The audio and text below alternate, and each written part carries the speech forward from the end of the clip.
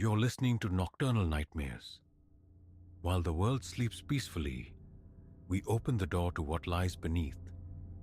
The stories that surface in silence, the fears that rise in the dark.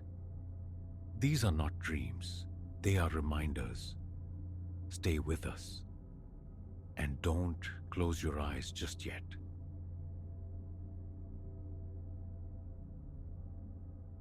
The first inkling that the world had tilted off its axis arrived via the synthesized cheerfulness of my navigation system.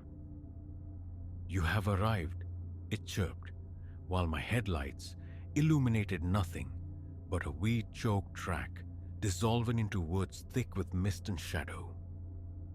The second tremor of wrongness followed the slow, dawning realization that an hour had bled away since I'd last glimpsed another vehicle, a dwelling, or even the faded reassurance of a highway marker.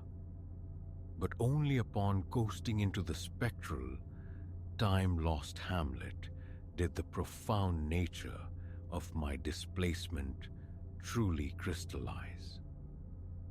My name is Ilyas. Ordinarily, I am a cartographer of my own days, charting every hour with meticulous care. Yet that particular Friday afternoon, seized by an uncharacteristic gust of impulse, I deviated. A colleague's anecdote about a quaint countryside inn, an idle promising restorative quiet, had lodged itself in my mind. Rashly, I tossed a valise into the car, fed the coordinates into the machine, and surrendered to the asphalt ribbon unwinding before me. The initial passage unfurled pleasantly.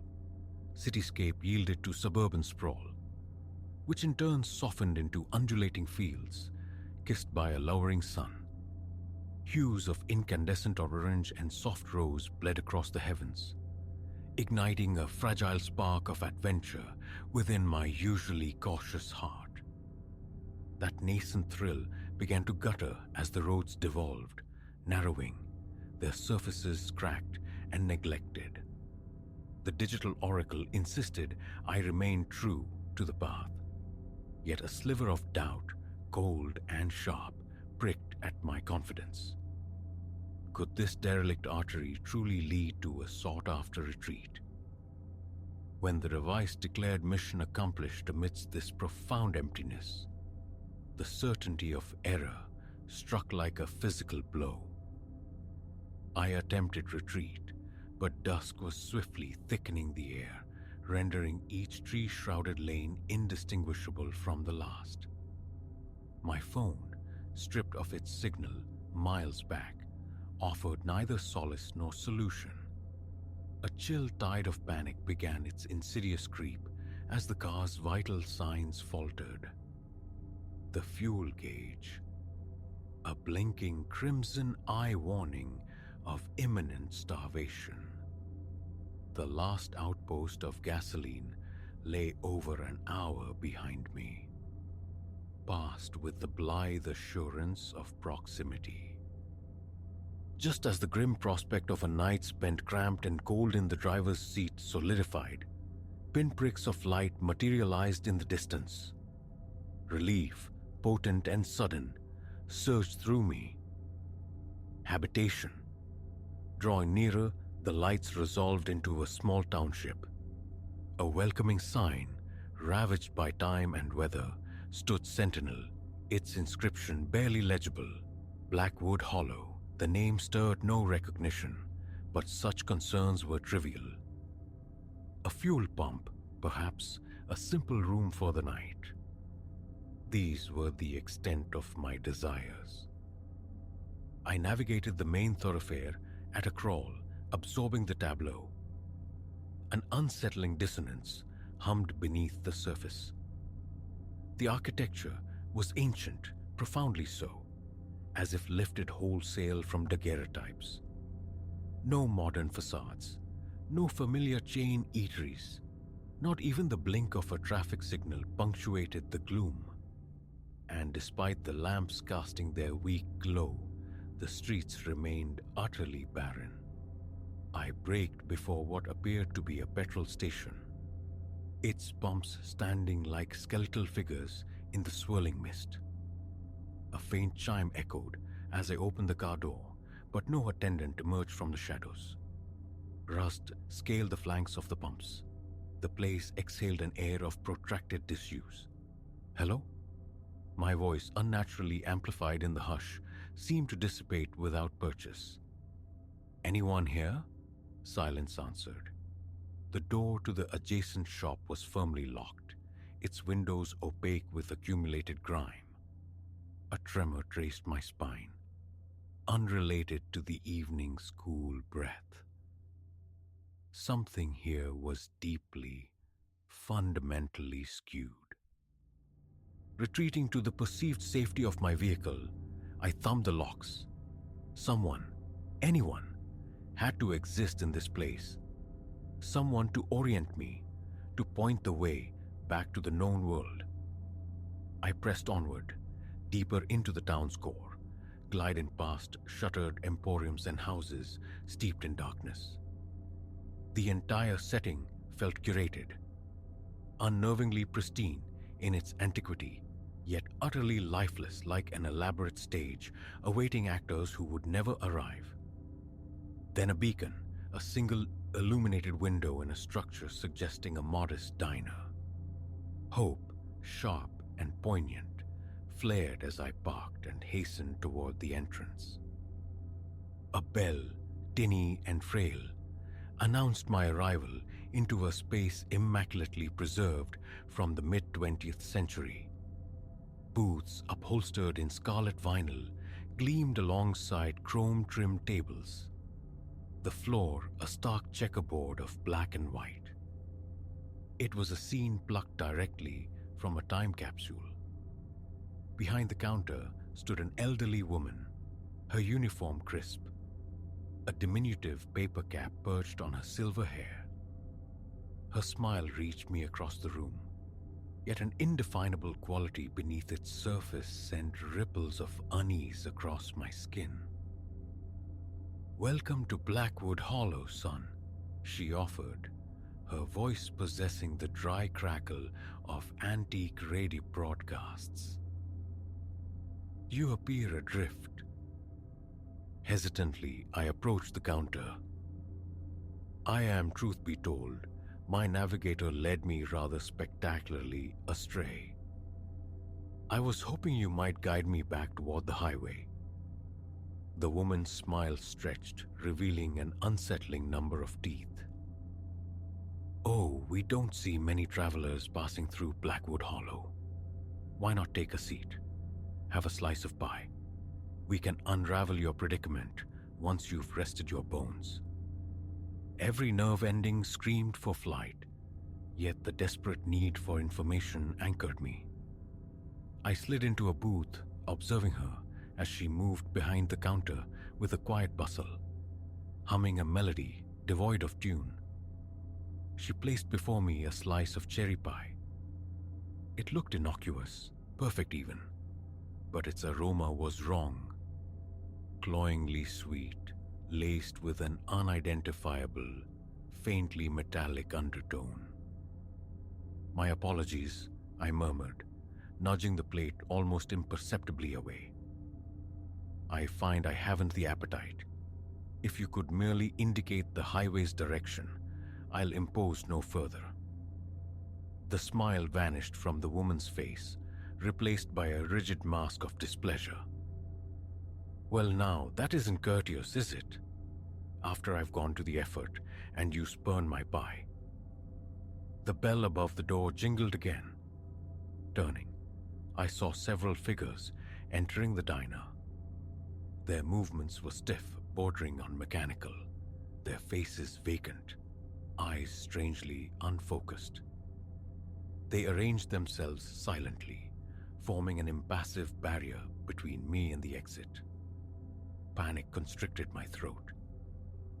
"Look, I truly appreciate the gesture, but I must be leaving." I rose, but the woman's hand shot out with startling swiftness, her grip closing around my wrist with a strength that felt inorganic. Her skin possessed a cool, faintly waxy texture against mine. "I'm afraid departure isn't an option, son," she stated, her voice now utterly devoid of its earlier faint warmth. "You understand, fresh faces are a rarity in Blackwood Hollow, and we do so cherish fresh faces." The newcomers were inching closer, their locomotion jerky, unnatural. Under the diner's stark fluorescent glare, their complexions seemed to possess an odd synthetic sheen. Adrenaline surged, a primal command overriding reason. I wrenched my arm free and lunged for the door, shouldering past the encroaching figures. Cold, unyielding hands scrabbled at my clothes, but I tore loose. Reached my car, keys fumbled in my trembling grasp as the diner door swung open behind me. The engine caught with a desperate roar. I slammed the accelerator, tires shrieking protest on the worn pavement. My rearview mirror framed a horrifying exodus. Figures spilling from doorways, all along the street, converging, all moving with that same disjointed, marionette-like gait. They flooded the road behind me, arms outstretched as if to physically tether my fleeing vehicle. I raced through the town, veering blindly at intersections, frantic for an escape route. Each street mirrored the last, every building a flawless simulacrum of a bygone era. It was akin to being trapped within a malevolent snow globe. Just as despair threatened to engulf me, I saw it. The dilapidated welcome sign. The threshold I'd crossed unknowingly hours before. Beyond it lay the tenebrous tree-lined track that had delivered me to this nightmare. I jammed the pedal to the floor, the car bucking violently as it hit the unpaved earth. Branches lashed the windscreen as I plunged into the forest's embrace, fleeing the impossible town and its chilling inhabitants. For what felt like an eternity, I drove, heart hammering against my ribs, flinching at every shifting shadow, perpetually convinced that the next bend would loop me inexorably back to Blackwood Hollow. Only when the familiar green and white of highway signage emerged from the gloom did I permit myself a ragged gasp of air. The charming B&B remained an unvisited dream. I drove straight home, my grip white-knuckled on the steering wheel throughout the long journey as the first pale fingers of dawn touched the sky upon my arrival in my own driveway. The tension finally broke, and I wept with raw, unadulterated relief. In the subsequent days, I sought answers. I pored over maps, trawled the digital ether, contacted regional historical societies. No record existed of a place named Blackwood Hollow. Sometimes, in the deep quiet of the night, doubt whispers, could the ordeal have been merely a fugue state induced by stress, a hyper-realistic nightmare born of fatigue? But then my gaze falls upon the silent navigation device, and I remember its confident, catastrophic guidance into that abyss. A chilling question surfaces. How many other lost souls has it steered toward Blackwood Hollow? And how many fail to find their way back? I rely on paper maps now, clinging to well-trodden paths. For I have learned that while not all who wander are lost, some coordinates on this earth are best left uncharted. And occasionally, the most terrifying destination is the one that exists solely beyond the edge of any known map.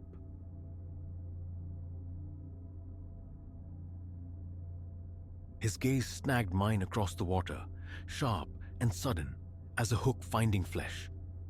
In that instant, the placid surface of my day fractured. It wasn't mere observation, it was assessment, the chilling calculus of a predator sizing up its mark, a look he wore like a second skin. This tranquil escape was over before it truly began. Survival was now the only quarry. Whisperwind Lake was meant to be an antidote, a balm drawn from mountain springs against the city's fever. Tucked deep in folds of ancient hills, miles from any echo of civilization, it promised oblivion among pines and ripples. Dawn found me there, the lake breathing mist like a slumbering giant. Pine-sharp air, laced with the scent of damp earth and decay, filled my lungs. I claimed a secluded cove, a small kingdom of stone and shore, far from the few other early risers rigging their lines, solitude, mine. Hours dissolved into the lake's gentle rhythm, water sighing against pebbles, the percussive splash of a rising trout, wind whispering through high branches. Two silver-scaled beauties lay cooling in my creel. Contentment settled warm and easy. Then peripherally, a dissonance. 50 yards down the shoreline, a figure stood sentinel, rod propped uselessly beside him. Not angling, observing. Me. A rival angler, perhaps, gauging my luck? I tried the thought on, but it fit poorly. His stillness was unnatural, a taut focus aimed solely my way. A shiver traced my spine, cold despite the strengthening sun. I cast again, forcing my attention to the line slicing the water. But the awareness of him remained, a physical pressure. When my gaze flicked back, the distance had shrunk, 10 yards, maybe 15, vanished. Now details sharpened. A man etched by wind and time, 50s maybe, beard like tangled lichen on granite. But the eyes, flint gray chips, devoid of warmth, holding a stark, praising hunger. Enough, the illusion of peace shattered. I reeled in, the lure suddenly heavy, pointless. Time to relocate. As I gathered my meager kit, I tracked him sidelong. He mirrored my actions, dismantling his own setup with unsettling synchronicity. My pulse kicked, a frantic drum against my ribs. This strayed far from any recognizable lakeside etiquette. Instinct screamed retreat, yet foolishly, I pushed deeper along the shore, away from the gravel track leading to my vehicle. A fatal miscalculation, born of a desperate hope. Distance might dilute his intent. Another cove, superficially identical, yet tainted now by fear. My fingers fumbled with the bait, trembling, betraying the calm I tried to project onto the water's surface. Cast, reel, breathe, but the unseen gaze burned into my back. A slow turn confirmed it. He stood nearer still, perhaps 30 yards off, rod abandoned. All pretense dissolved. Just the unwavering stare, those predatory eyes locking onto mine. Looking for a good spot? My voice, thinner than intended, stretched across the water. Plenty of room further down. Silence answered. Utter, chilling silence. He didn't blink, didn't shift. The air thickened. Trouble wasn't coming. It was here. Gear forgotten, survival instinct overriding all else, I spun towards the forest path, the only artery back to the parking lot. A quick walk bled into a trot. Behind me, the deliberate crunch of boots on shale. No longer stealthy, now openly pursuing. The trail plunged into shadow, a claustrophobic tunnel through dense timber. My breath tore raggedly in my chest. Trees pressed close, skeletal branches snagging at my clothes like desperate hands. A root snagged my foot. I pitched forward, catching myself against rough bark. Then his voice, scraping the air, cold and rough-edged.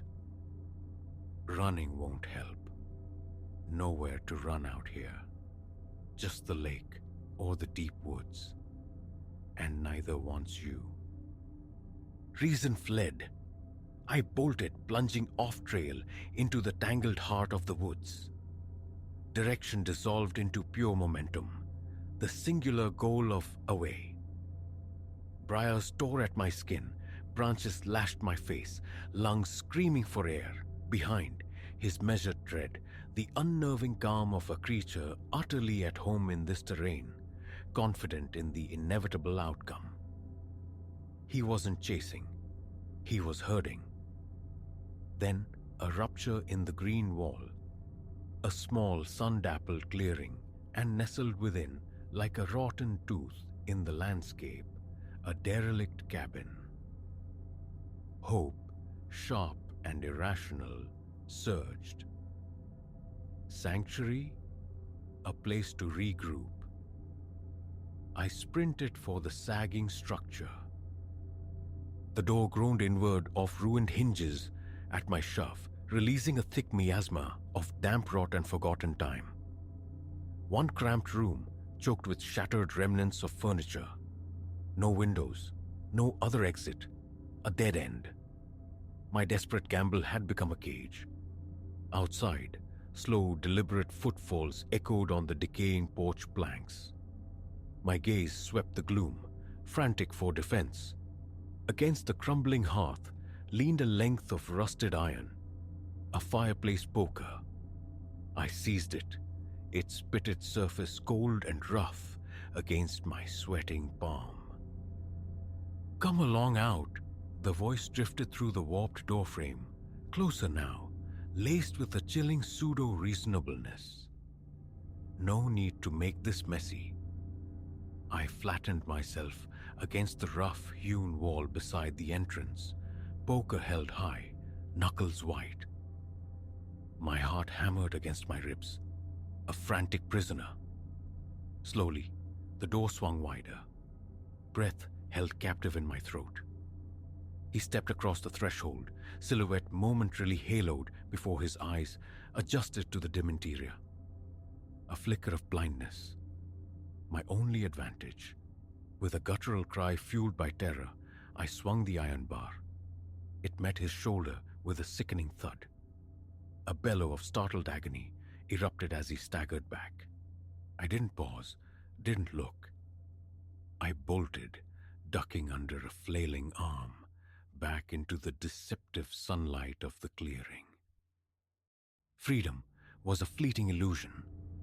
He recovered with shocking speed, lunging, tackling me from behind before I'd taken 3 strides towards the trees. We hit the earth hard, the impact driving the air from my lungs. He rolled me, his weight crushing, pinning me beneath him. Inches away now, those eyes were voids, pale, almost translucent blue, yet burning with a feral light.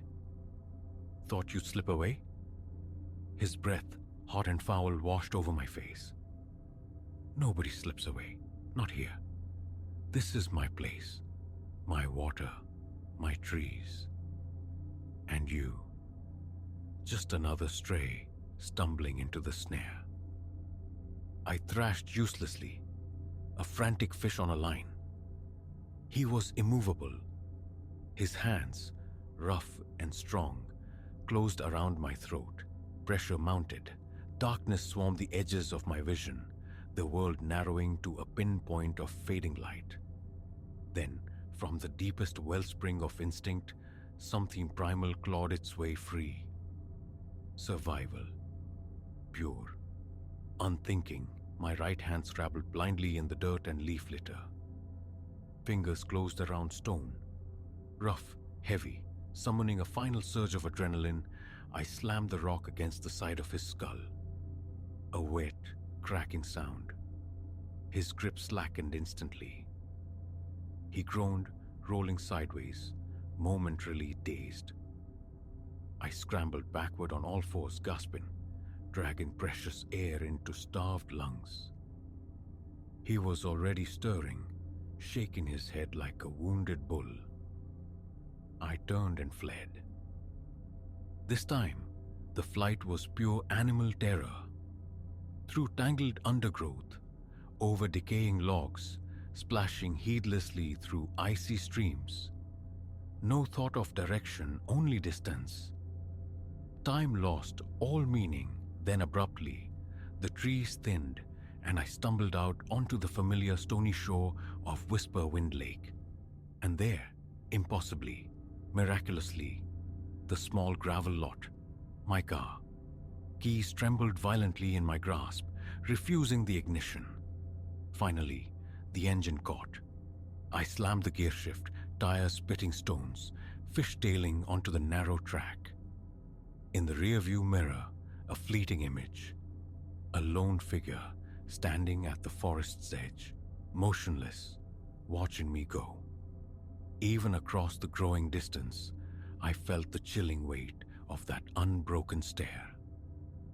I drove until the mountains dissolved into the flat plains of the highway, until Whisperwind Lake was a shrinking nightmare in my memory. Only within the concrete embrace of the city did the dam finally break, unleashing a storm of shuddering relief and terror. The authorities listened, dispatched patrols. They found the cabin, the signs of struggle in the clearing, but of the gaunt man with the predator's eyes, nothing. Vanished like mist off the morning lake. A possible vagrant, they suggested gently. Perhaps an overactive imagination fueled by solitude. But their rationalizations offered no comfort. His eyes, his voice, they are etched onto the dark walls of my sleep. The woods, the water, places that once offered solace, now pulse with latent menace. Fishing rods gather dust, hiking boots remain unworn. That profound quiet I once craved now screams with his presence. For I know he remains, a patient shadow by his lake, in his woods, waiting, watching.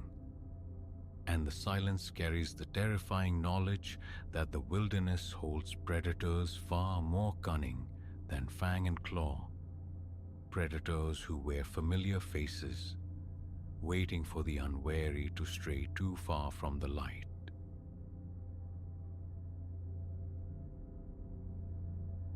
Disquietude, I've learned, can seep into the most familiar spaces. Even a 7th-floor apartment chosen for its modest rent and passable view of the asphalt ribbon below. This building, a relic with floors that sigh underfoot and paint that curls away from hallway corners like dried parchment, had never troubled me. The elevator's occasional shudder, the lobby light's nervous tick, these were mere quirks of age. I'd settled in months prior, finding a rhythm, until about a fortnight ago. It began on a Wednesday, deep into the evening, perhaps 10 o'clock. Cocooned on the sofa in the unlit living room, I drifted before some flickering late-night broadcast. My window gazes upon a vacant lot across the street, a patch of urban emptiness offering little spectacle.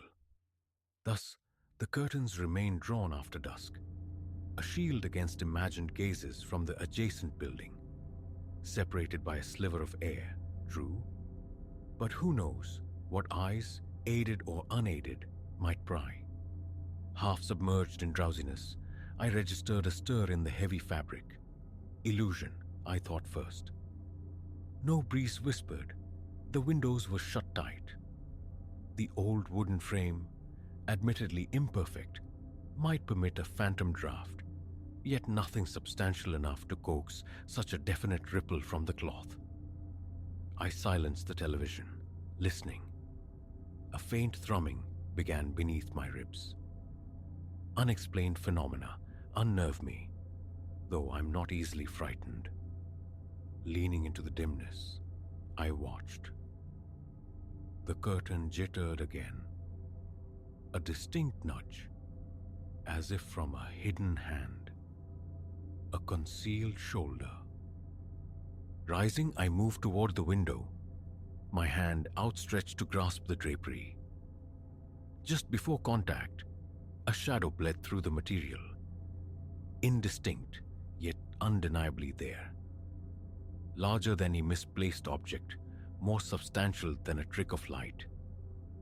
It held the vague contours of a human form, nearly dissolving into the surrounding gloom. My throat went taut, the fine hairs on my nape prickling. Intruder? The thought ignited, then sputtered. 7th floor, access points, the front door securely bolted, and the bedroom's diminutive fire escape window, perpetually locked and far too constricted for silent ingress. My pulse hammered against my temples. I retreated a step, then lunged for the light switch near the sofa. Illumination flooded the room. I spun back, the curtain hung placidly, innocuously. Behind it, nothing. I swept it aside, peered out. Only the void of the street, the vacant sill. Rubbing my eyes, I scoured the living room, probing the corners cluttered with boxes and a dormant lamp. Emptiness answered. Back on the sofa, I wrestled my breathing back to steadiness. My phone confirmed mere minutes had elapsed since the first stir, though an age seemed to have passed within my constricted chest. Fatigue, I reasoned. Tired eyes play tricks. I extinguished the television and sought refuge in bed, attempting to banish the image. A peculiar, isolated incident. Yet sleep proved elusive. The silhouette persisted behind my eyelids, standing sentinel, observing through the thin veil of fabric. I tossed, turned, consulted the clock's impassive glow, forced my eyes shut. Morning arrived, announced by the alarm, finding me hollowed out, as if I hadn't slept a wink. For several days, normalcy reigned. I returned from work, banished shadows with electric light, prepared solitary meals. Evenings unfolded with the television's glow, sometimes dimmed, sometimes bright. An unsettling calm prevailed. Then Sunday evening, returning from the market around 6, I entered the living room to find the curtain slightly ajar, pulled back just enough for someone to peek outside. A violation of habit. I always ensure they are fully drawn upon leaving, particularly on weekends. Disquiet coiled in my gut. Groceries deposited, I approached the window, scanned the street below. Parked cars, desultory pedestrians, the mundane tableau. My fingers brushed the curtain. It felt cool to the touch. Stomach tightening, I yanked it shut with unnecessary force, then performed a meticulous sweep of the apartment. Front door, locked, bedroom, bathroom undisturbed, possessions untouched. Nothing else seemed amiss. I sought out Elias, the building's caretaker, a quiet man in his 50s whose duties involved sweeping corridors and monitoring arrivals. I explained my suspicion. Someone might have gained entry. He listened, impassive, assuring me he'd observed no unfamiliar faces ascending. A faulty lock, perhaps? He shook his head, citing diligence with main doors, stairwells, the elevator cameras.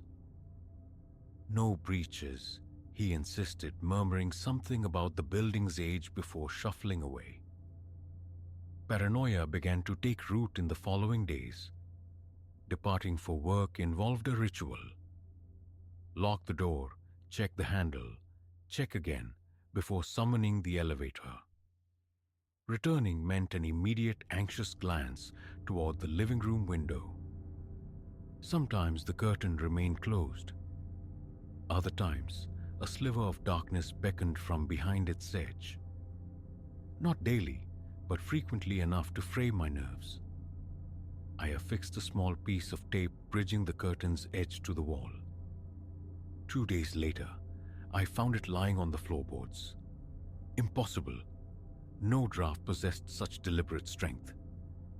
I approached Elias again.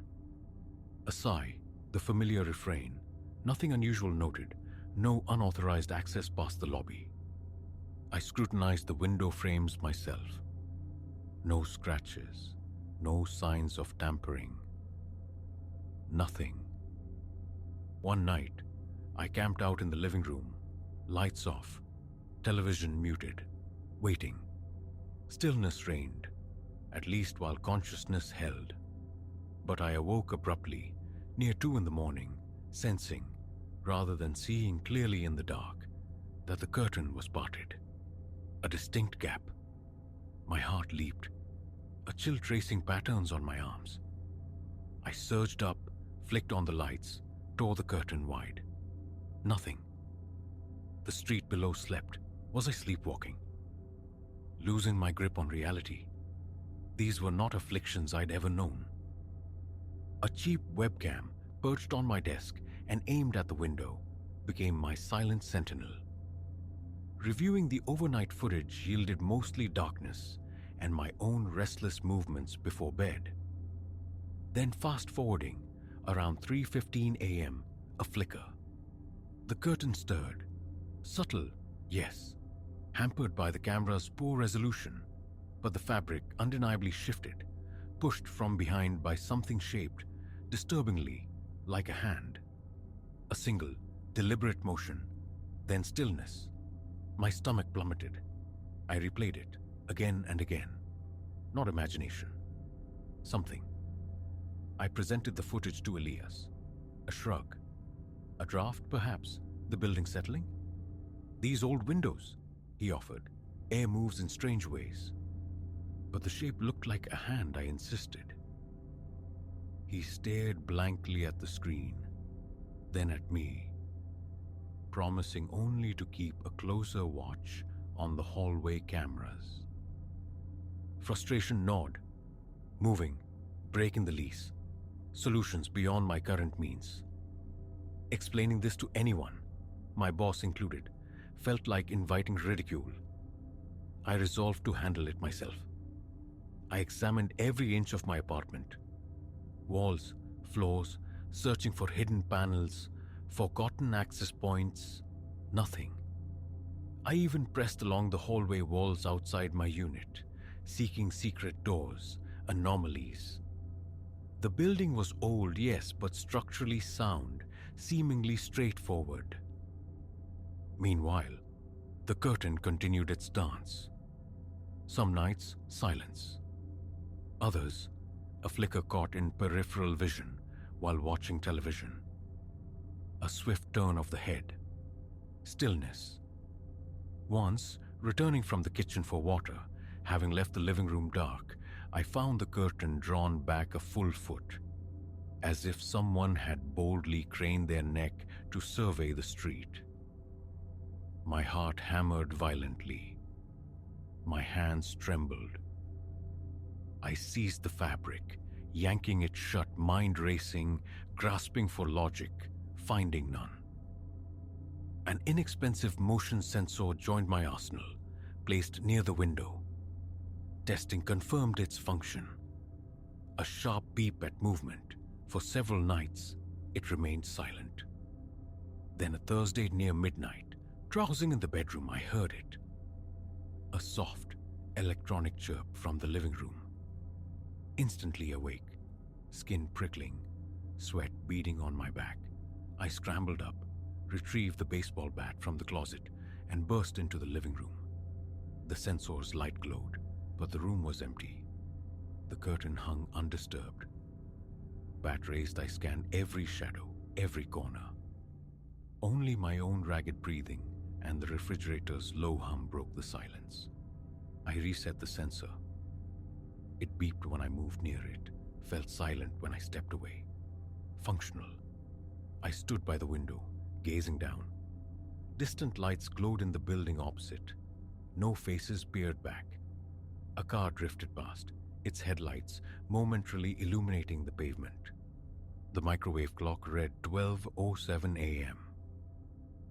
I fought back the image of the silhouette, the phantom hand, but my body remained rigid with tension long after. That weekend, seeking solidarity or answers, I knocked on neighbors' doors.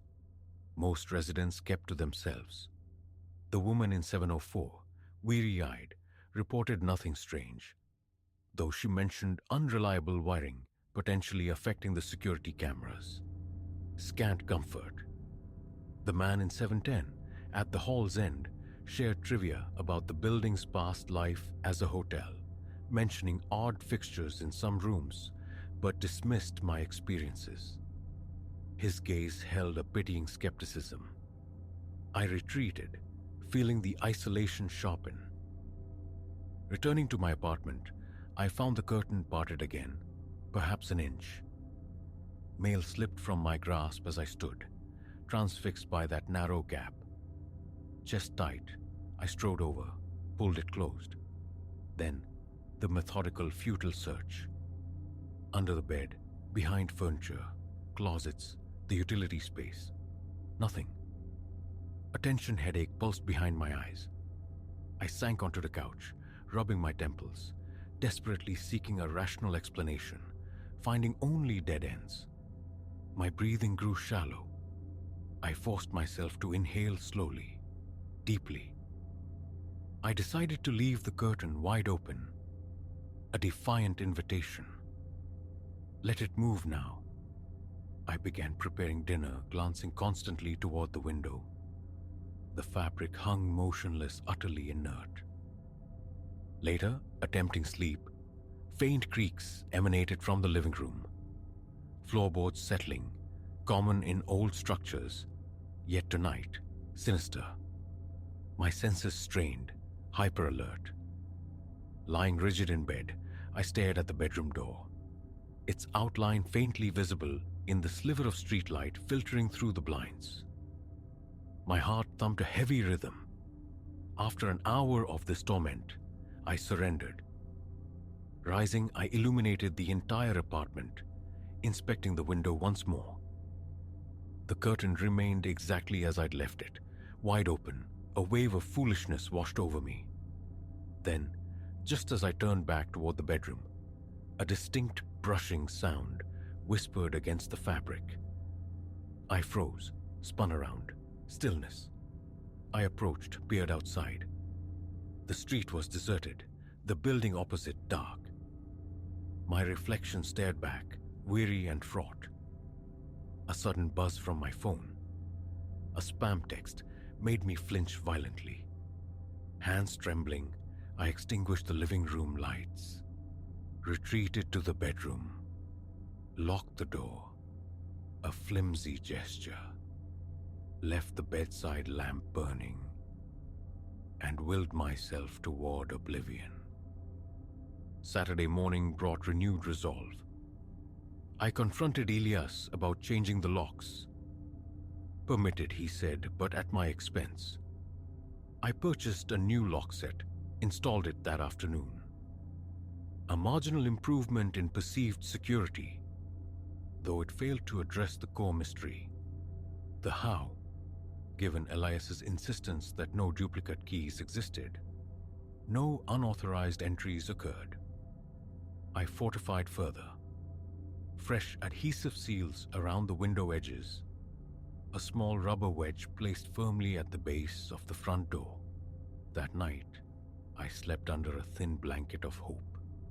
The next day, returning from a brief grocery run, I found the curtain parted again. Perhaps 2 inches. My throat constricted. The new lock gleamed. Untouched, the wedge remained precisely positioned. I ran to the window, yanked the curtain closed, clutching the fabric in a white-knuckled fist. My heart felt lodged in my throat.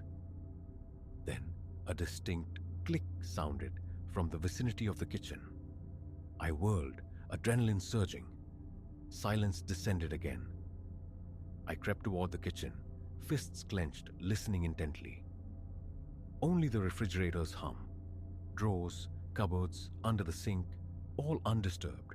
No forced entry, no footprints, no broken glass, nothing. Back in the living room, I collapsed onto the sofa, staring at the window, a volatile mix of terror and rage churning within. I fantasized about tearing the curtain down, nailing boards across the glass, but knew it would solve nothing, merely blind me to the presence when it returned. So I endure, day by day, suspended in this disquiet. Each homecoming carries the same dread anticipation. Will the curtain be drawn back?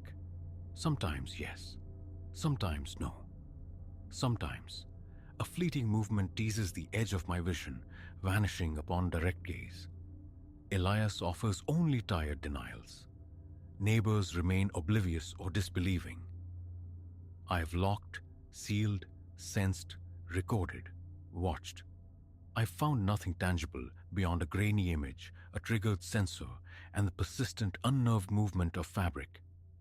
Now, entering my apartment, my eyes fix first on the window. Closure brings a shallow breath of relief. An opening, however slight, makes my stomach clench. What resides behind it, how it operates, remains terrifyingly opaque. I know only that something watches, unseen, untouchable, and I'm powerless to stop it. I remain here on the 7th floor of this time-worn building. And every time that curtain stirs, I freeze. I listen, I watch, and I wait.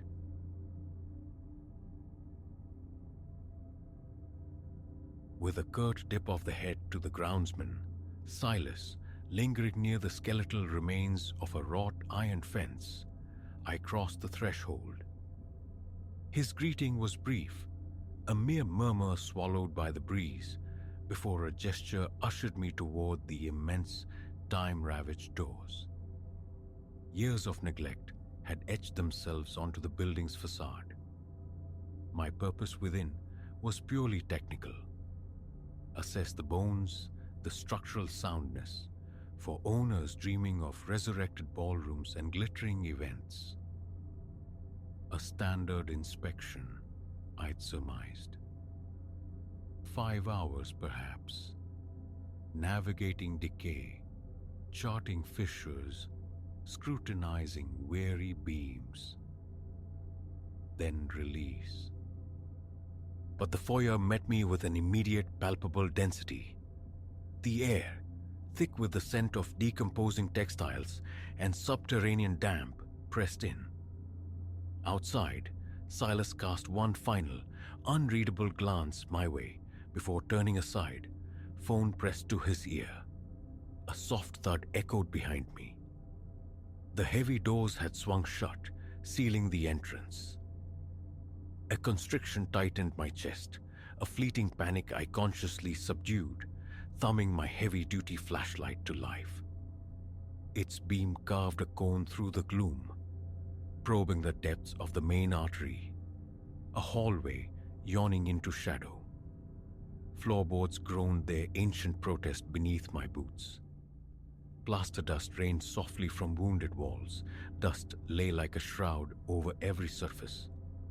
It was a cavernous place, corridors branching into unseen wings, remnants of an era when, I'd been told, laughter and music spilled from rooms draped in luxury, guests adorned in finery, gliding beneath constellations of crystal.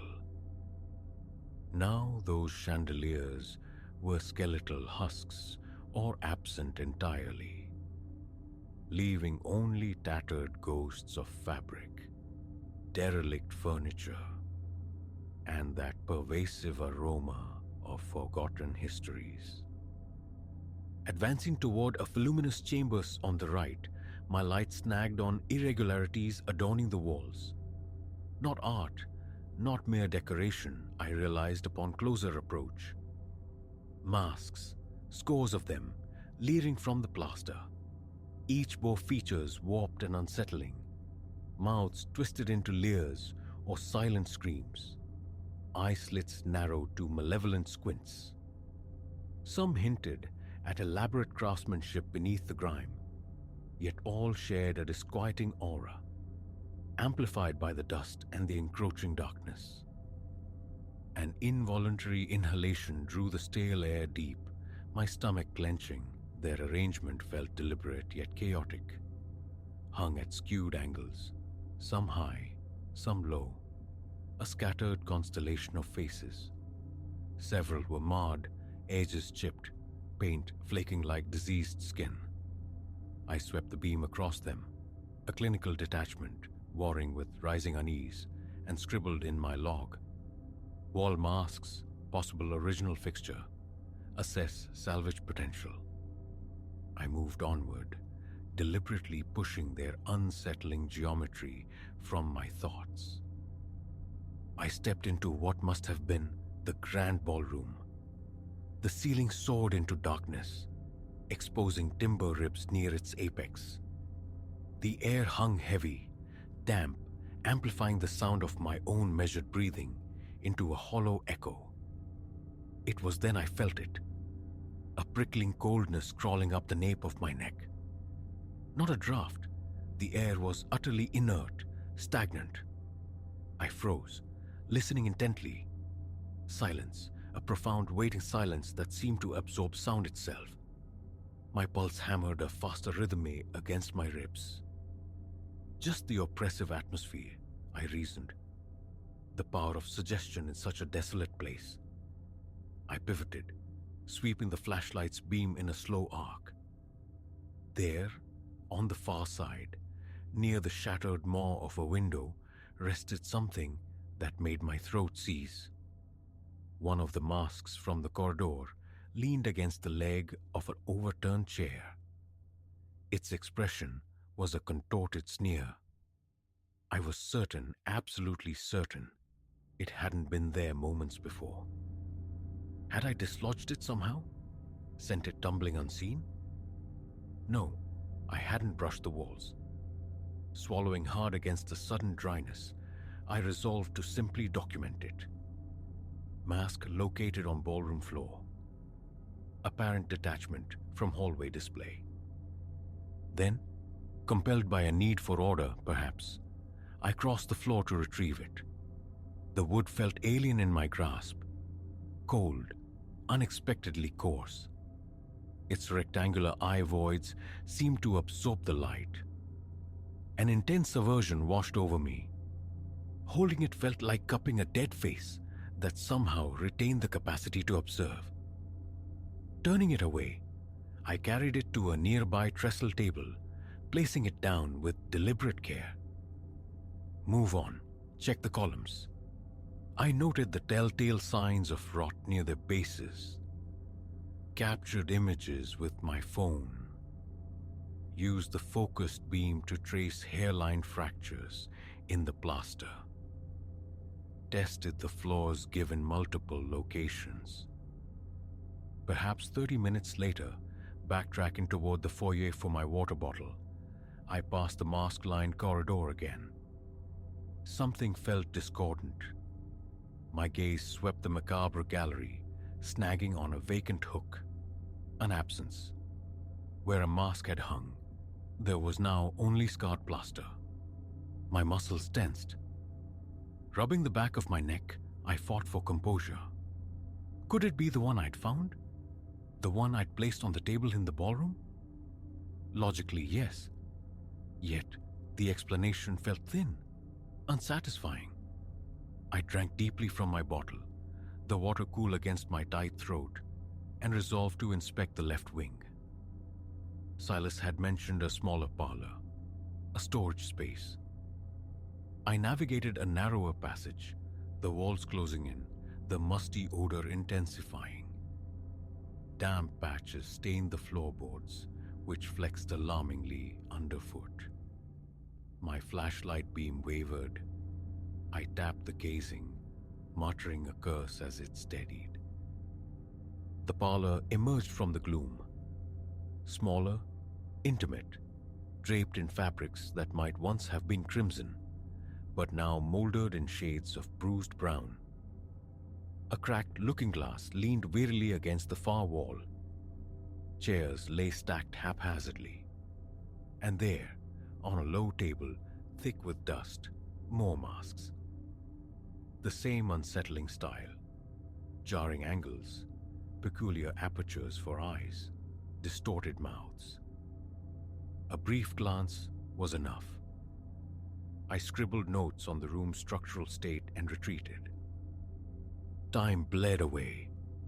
My phone displayed 6:17 p.m. Silas had intended to secure the premises by 7, but the scale of the place demanded more time. He'd relinquished a hefty set of keys with a shrug. "Lock the main doors tight when you're finished. I'll be back come morning." His departure left me utterly alone as dusk began to bleed through the grimy windows. The prospect of navigating this mausoleum after dark held little appeal, but the evaluation remained incomplete. By 8, the world outside was ink. The building possessed no functioning power. My flashlight was my sole tether to visibility. I stood within a secondary ballroom, meticulously recording pillar dimensions, estimating ceiling height, when the chill returned, sharper this time. The fine hairs on my arms lifted. Simultaneously, a soft dragging sound whispered through the silence, like heavy cloth being pulled across the floorboards.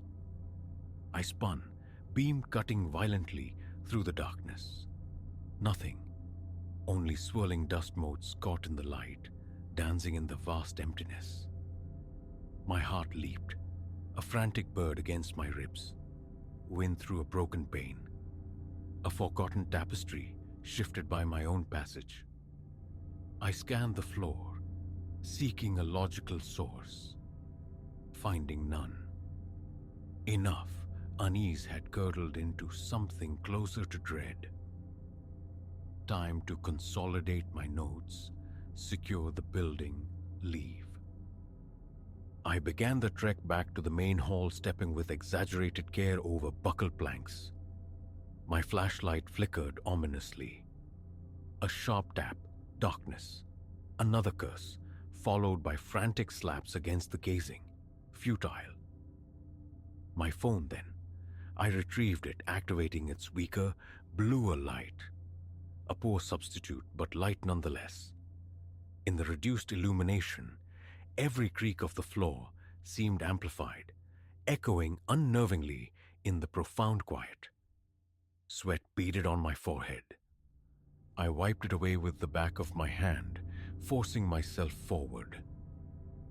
Entering the vast expanse of the main hall, my phone's beam caught something near the wall. Low down, that mask, the sneering one. It lay flat on the floor, directly in my path, facing upward. I halted, the light trembling slightly in my hand. Hours ago, I had placed it on a table in the ballroom. Distinctly, now it lay here, positioned as if waiting. The air felt thin, my breathing shallow and rapid. I approached cautiously, crouching for a closer look. Dust coated its carved planes, the empty eye sockets seeming to fix on my position. A wave of visceral revulsion rolled through me. An inanimate object, yes, but its presence felt deliberate, malevolent. Reaching out, my fingers brushed its cold surface. My hand was visibly shaking. Logic screamed for purchase. It slid. The floor slopes, vibrations. But the explanations felt hollow, contrived. I stood, holding the object at arm's length. My gaze flickered to the wall, to the gallery of faces. Now, I counted not one, but 3 empty hooks, 3 gaps in the grotesque tableau. Had I missed the others earlier? I swept the phone light around the immediate area. No other masks lay scattered on the floor. A sudden, unsettling idea formed. Return it. Hang it back on its designated hook. Observe. I started back down the corridor, the mask held away from my body. Each footstep seemed unnaturally loud, echoing in the suffocating stillness. The air felt viscous, slowing my progress. Finally, I reached the display. Locating an empty hook, I carefully hung the sneering visage upon it. The moment my fingers released the wood, a violent shiver traced my spine. An unseen gaze prickled my skin. My breath hitched, sweat licked my palms. Taking a step back, I held the phone light steady on the mask. It hung inert, a silent, twisted sentinel. Seconds ticked by, measured by the frantic pulse in my ears. Then, forcing movement, I turned toward the exit. The foyer beckoned just around the corner. Faint luminescence from distant street lamps filtered through the grimy transoms above the main doors, offering a sliver of hope. Relief washed over me, cool and immediate. Nearly 9 p.m. I moved swiftly, retrieving my backpack from where I'd left it. The caretaker's keys felt heavy in my pocket. For a moment, I clicked off the phone light, testing the ambient gloom. Shapes resolved slowly. Overturned chairs, the hulking form of a dust-laden reception desk. And then, a flicker of movement, peripheral, to my right. Phone light flared back on, stabbing into the shadows. Nothing. Just a narrow, decaying hallway, plaster peeling like sunburnt skin. A tremor ran through me. Clenching my jaw, I grasped the heavy door handle. It yielded slightly, then jammed fast. I rattled the handle, then inserted the key. The lock mechanism felt gritty, resistant. It turned with a reluctant click, but the door itself refused to open more than a hair's breadth, blocked from outside perhaps by debris. Frustration mounted. No time for this. Relocking it, I recalled Silas mentioning secondary exits. A small service door near the lavatories. I'd noted it earlier. I turned back into the oppressive darkness. Navigating the labyrinthine corridors again, I conserved the phone's dwindling battery, flicking the light on and off. My own breathing seemed unnaturally loud, my footsteps echoing like hammer blows, the musty, clawing scent intensified near the mask corridor. Against my will, my eyes scanned the walls. 1, 2, 3. I faltered. An empty hook stared back at me near the end of the row. The sneering mask, gone. Again, my lungs constricted. Cold sweat erupted on my brow.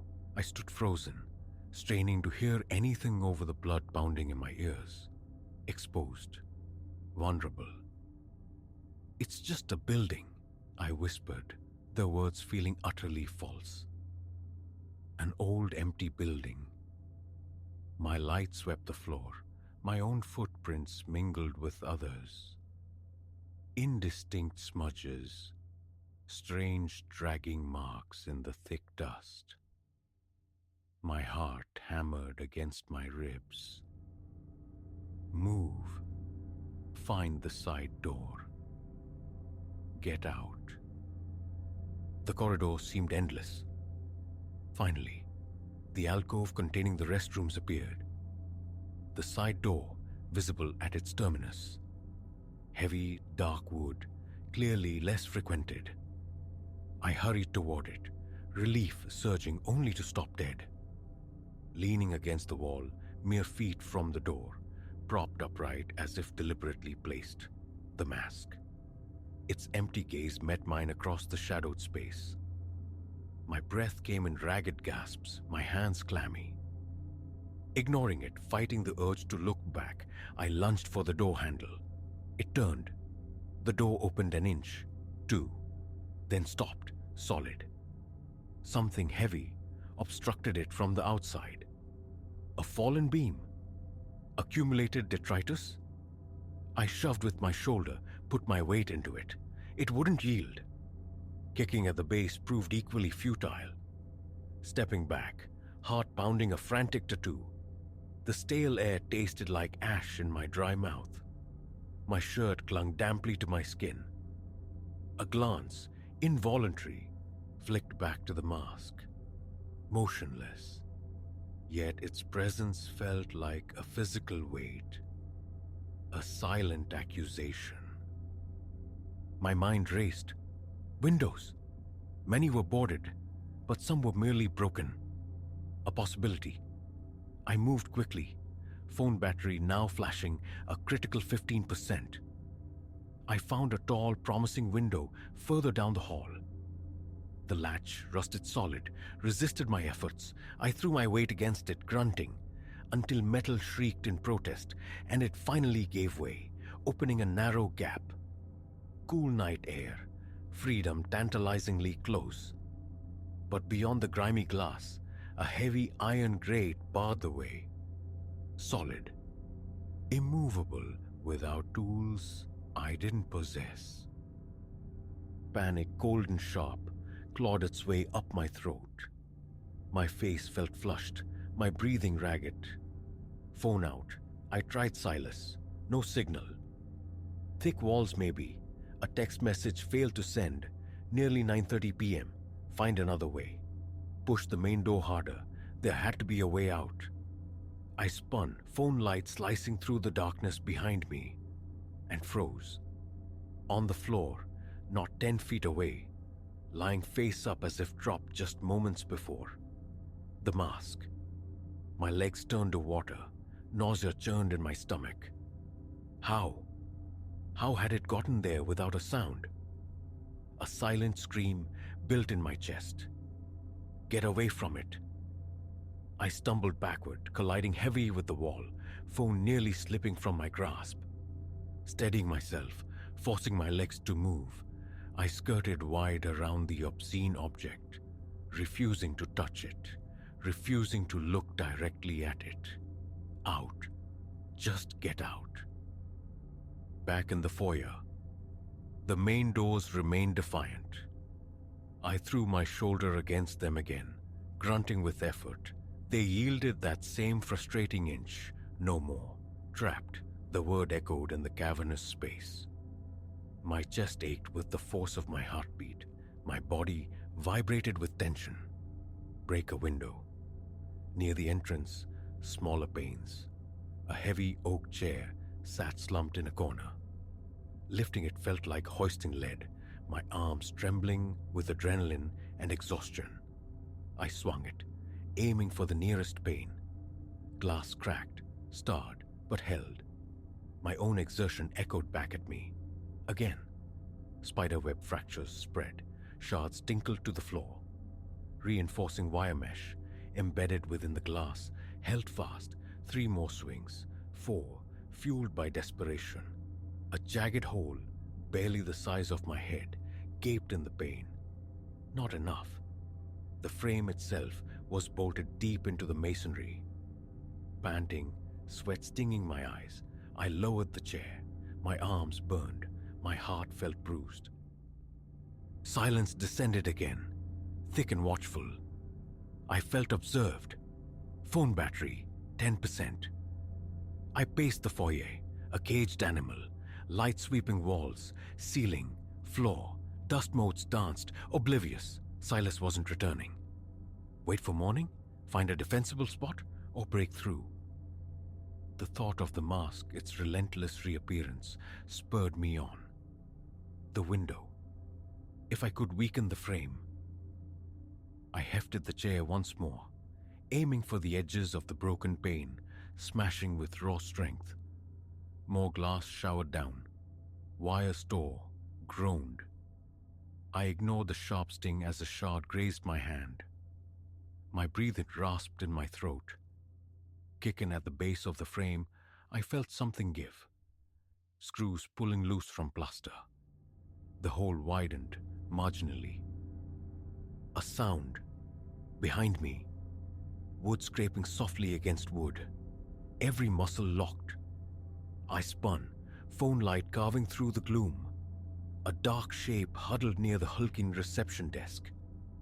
Lowering the beam, my breath caught. The mask, lying there. It hadn't been there seconds ago. Cold dread washed over me, prickling my scalp. My hand shook, holding the light steady. I stood paralyzed, listening to the frantic thrumming in my ears. Logic abandoned me. Escape now, whatever it took.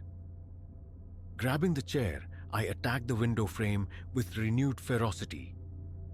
Glass flew, wires snapped. I hammered, kicked, pulled, ignoring the pain. Finally, with a screech of tortured metal, the frame buckled, tearing halfway from the wall. A gap. Narrow, jagged, but passable. Outside, the blessed normalcy of the sidewalk beckoned. Relief surged fierce and intoxicating, turning for my backpack, just a reflex. My light swept across the reception desk. The mask sat upright beside it, facing the broken window, facing me. A spike of pure, primal fear lanced through me. Backpack forgotten, I scrambled, twisted, forced my body through the opening. Shards of glass tore at my jacket. Then I was falling, stumbling onto the cool concrete. The night air a shock against my overheated skin. My hands trembled, small cuts stinging on my arms. But I was out. I scrambled to my feet, staring back at the dark, looming edifice. Silent. Still. Through the jagged hole I'd created, I thought I could just discern the faint outline of the mask, still sitting by the desk, a patient, waiting sentinel. I couldn't be sure, didn't want to be. I turned and ran, footsteps echoing on the empty sidewalk, not stopping until I reached the sanctuary of my car. Doors locked, engine roaring to life, my heart still hammered against my ribs. One last glance in the rearview mirror. The building stood inert, lightless, but the feeling lingered, cold and heavy. Gripping the steering wheel, drawing shuddering breaths, I pulled away from the curb, accelerating into the night. I didn't look back again. Filing the report could wait. Distance. That's what I needed. Distance from that decaying hall. And from the vacant, watching eyes of those damnable masks.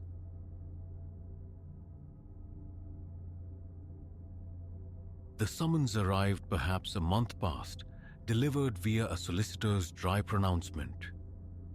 My great-uncle Theron, a figure hovering dimly at the edge of memory, had bequeathed to me his collection of antiquarian volumes.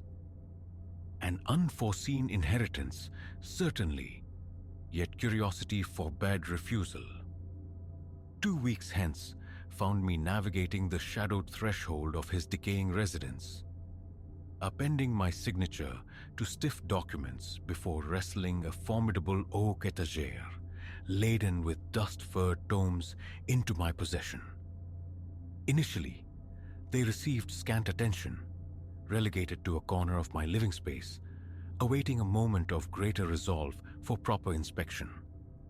Then, one volume detached itself from the collective obscurity, distinguished by its peculiar integument. The cover possessed an unnerving smoothness, and riffling its leaves produced a susurrus, delicate as a half-forgotten tune. A faint vibration, electric and cool, sparked against my fingertips at each contact. Imagination, I reasoned, yet my gaze, my thoughts, returned insistently to this singular book while its companions gathered dust unheeded. Thus commenced the affair.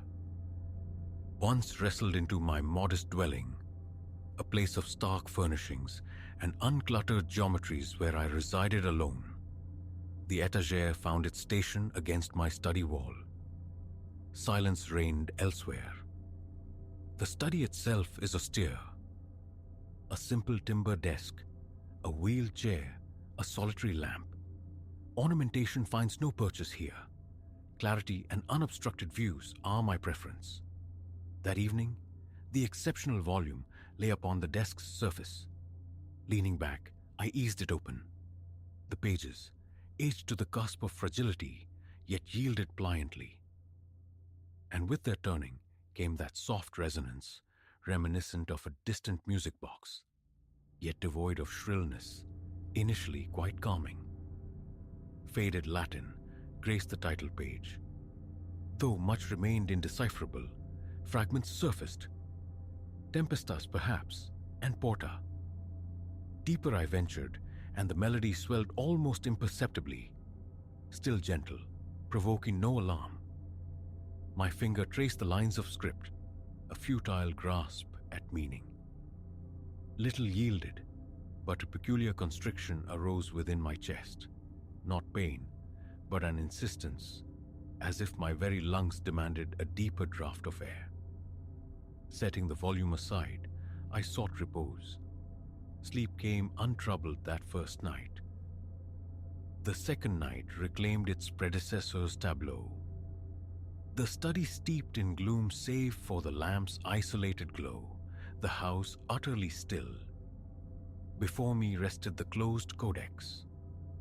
Upon opening it, the cadence resumed, slow, elemental, snaring my attention until I hummed its rhythm unawares. Then I perceived it, the subtle autonomy of the pages, shifting as if guided by an unseen current when my hand withdrew, settling always upon specific passages. A tilt of my head, a minute jolt like static discharge at my fingertips. More pages turned. The melody altered its pitch. A sudden dryness seized my throat. Swallowing, I resolved to read further, stumbling over the unfamiliar Latin, attempting pronunciation. With each uttered phrase, the music surged momentarily before receding to its low thrum when silence returned. My heart began a frantic tattoo against my ribs. Beads of perspiration bloomed on my brow, though the room remained cool, kissed by a night breeze through the open window. Attention coiled within me. My chest seemed to vibrate sympathetically. Abruptly, I closed the book, rose, and retreated. Water was needed. I drank it standing in the kitchen, gaze fixed on the blank wall, striving to regulate my breathing. Nothing else felt amiss, yet an unease lingered, the phantom sensation of observation. Solitude offers poor defense against such notions. Dismissing it as nerves, I went to bed. By the third night, the melody possessed a newfound insistence. It greeted me the moment I breached the study doorway, emanating faintly from the closed volume upon the desk like a radio left whispering in an empty room. My stomach clenched. Approaching the desk, I extended a hand. Touching the covers amplified the sound for a sharp instant. My pulse hammered, audible in my ears, while a glacial tremor traced my arms. I opened the book. The pages flickered, a ripple disturbing their edges, an optical illusion I couldn't dispel by rubbing my eyes. I pressed onward, flipping through leaves dense with archaic Latin, impenetrable words surrounding recurrent lines. Tentatively, I sounded them out. "Aperi Januam," I whispered, my voice unsteady. The melody transmuted into a sustained, resonant hum that seemed to eddy around my head. Then pressure, distinct, gentle, like fingertips upon my shoulder. I spun, finding only empty air. Yet the sensation persisted, a crawl of awareness on my skin. I slammed the cover shut, dragging a hand across my face, finding it damp. My mouth was parched again. Forcing stillness upon trembling knees, I eventually seized the volume and consigned it to a desk drawer. Extinguishing the light, I quit the room. Sleep that night was a shallow, troubled thing. In the subsequent days, the book asserted its mobility. Left secured within the drawer, it would reappear upon the desk. Shelved amongst its peers, it would be discovered the following morning, lying open, invariably displaying the same Latin inscription. That recurring phrase, aperi januam. A quick search on my phone confirmed the translation. Opened the door. I fought against it, immersing myself in routine, work, provisions, household chores. Yet each evening upon returning, the faint melody permeated the threshold. Arbitrary moments brought the chest pressure, the tingling in my limbs. At night, indistinct whispers sometimes slithered from the hallway, words lost in the passage. A chill pervaded the house, defying the mild weather outside. I took to wearing a jacket indoors, to little effect. My breath hitched near the study. Headaches became frequent companions. Thoughts of sedatives, of physicians, flickered, but I clung to the explanation of stress. Night 5 found me entrenched in the living room, television blaring, lights ablaze. A conscious effort to barricade against the study's influence. Remote clutched tight, I sought oblivion in the flickering screen. Near midnight, the image stuttered. Channel changes yielded only persistent interference. Then subtly, behind me, rising from the hallway, the melody. Every muscle seized. Setting down the remote, I rose on legs turned leaden. Drawn by the humming current, I moved towards the study. The door stood ajar, though I distinctly recalled securing it. Pushing it wider revealed the book, centered on the desk, open, its pages fluttering as if turned by an invisible hand. A distinct rustling accompanied the movement.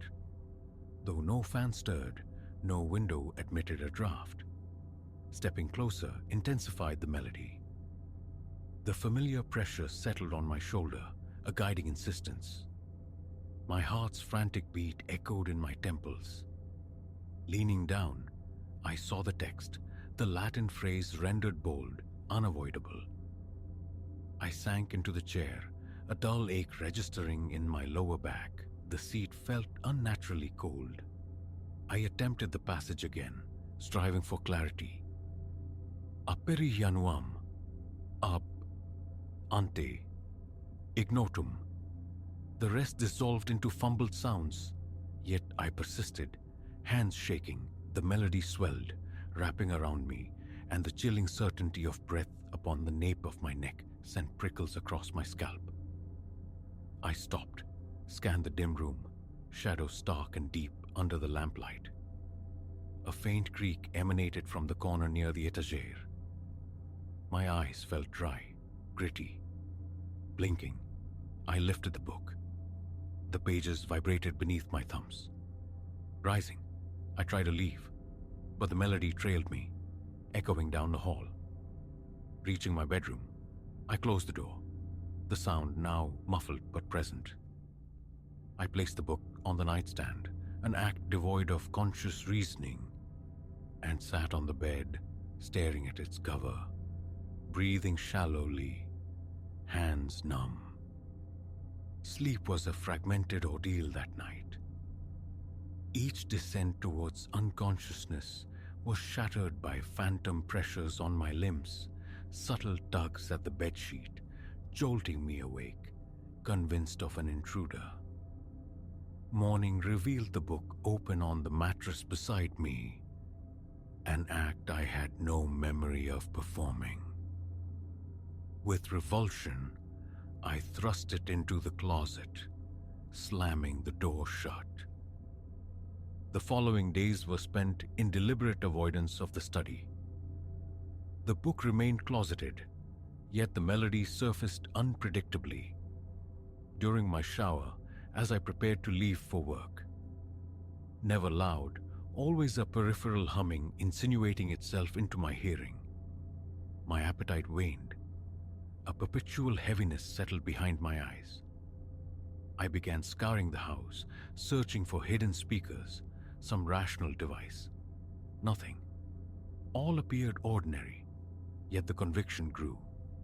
Something within that volume desired my continued engagement. On the 8th night, the compulsion became undeniable. My hands trembled. My skin felt frigid. The air in the house grew thick, stagnant, saturated with the scent of decaying paper, a phantom library's breath. Drawn to the closet, I pulled open the door. The book lay on the floor, displaced from its previous position. Bending, I retrieved it. The cover felt strangely warm beneath my fingers. Instantly, the melody commenced. I carried it to the living room couch. Opening it revealed more Latin, but subtly altered, as if the letters themselves had shifted. I sounded out the words. The melody intensified. My lungs tightened painfully. My eyes watered. A rigidity locked my neck. With each recited line, a bizarre vibration resonated in my jaw, my teeth chattering faintly. The words felt harsh, guttural, yet I pressed on. The pages seemed to acquire luminescence under the overhead light, their corners shimmering faintly. Sweat plastered my shirt to my back, my heart a frantic drum. Leaning closer, I traced the sentences, forcing my voice towards steadiness. My lips felt cracked, my tongue thick. Numbness crept up my calves, anchoring my ankles. Then a rustle directly behind me. I whipped my head around. Only the end table lamp, the blank wall. Yet distinctly, I felt the couch cushion beside me depress, as if under weight. I sprang up, gasping. The book tumbled from my lap to the floor. The melody surged, a crescendo accompanied by a blast of frigid air that swept the room, whipping my hair across my face. Shielding my eyes, I waited. When I looked again, stillness had returned. The melody had subsided to its low, pulsing hum. My heart hammered violently. My mouth hung open. Reaching down, I retrieved the book. It had landed face down, miraculously undamaged. I placed it back on the couch. The humming seemed to throb in the air. My ears rang. Dizziness washed over me. Forcing motion into my limbs, I carried the book back to the study, intent on securing it beyond reach. I placed it within a desk drawer and turned the key in the lock. My pulse still raced. Sweat beaded on my upper lip. My eyes darted nervously around the familiar, yet suddenly alien, space. Backing out, I closed the door, leaving the lamp burning within. That night offered no respite. The melody seeped through the walls, punctuated now by a distinct scratching sound near a study door. I paced the hallway, fingers raking through my hair, wiping my brow. My body remained coiled, primed for flight. Calm down, I chanted internally. I turned on every light, checked every window latch.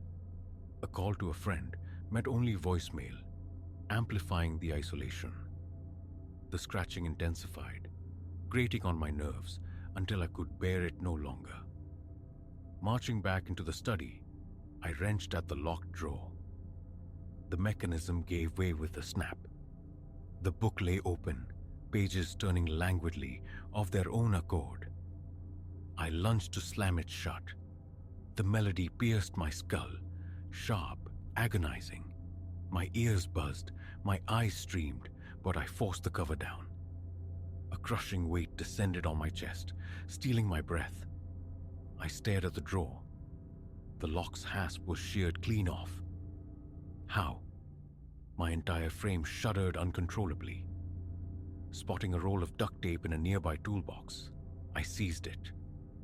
Frantically, I wrapped tape around and around the book, binding it shut, layer upon layer.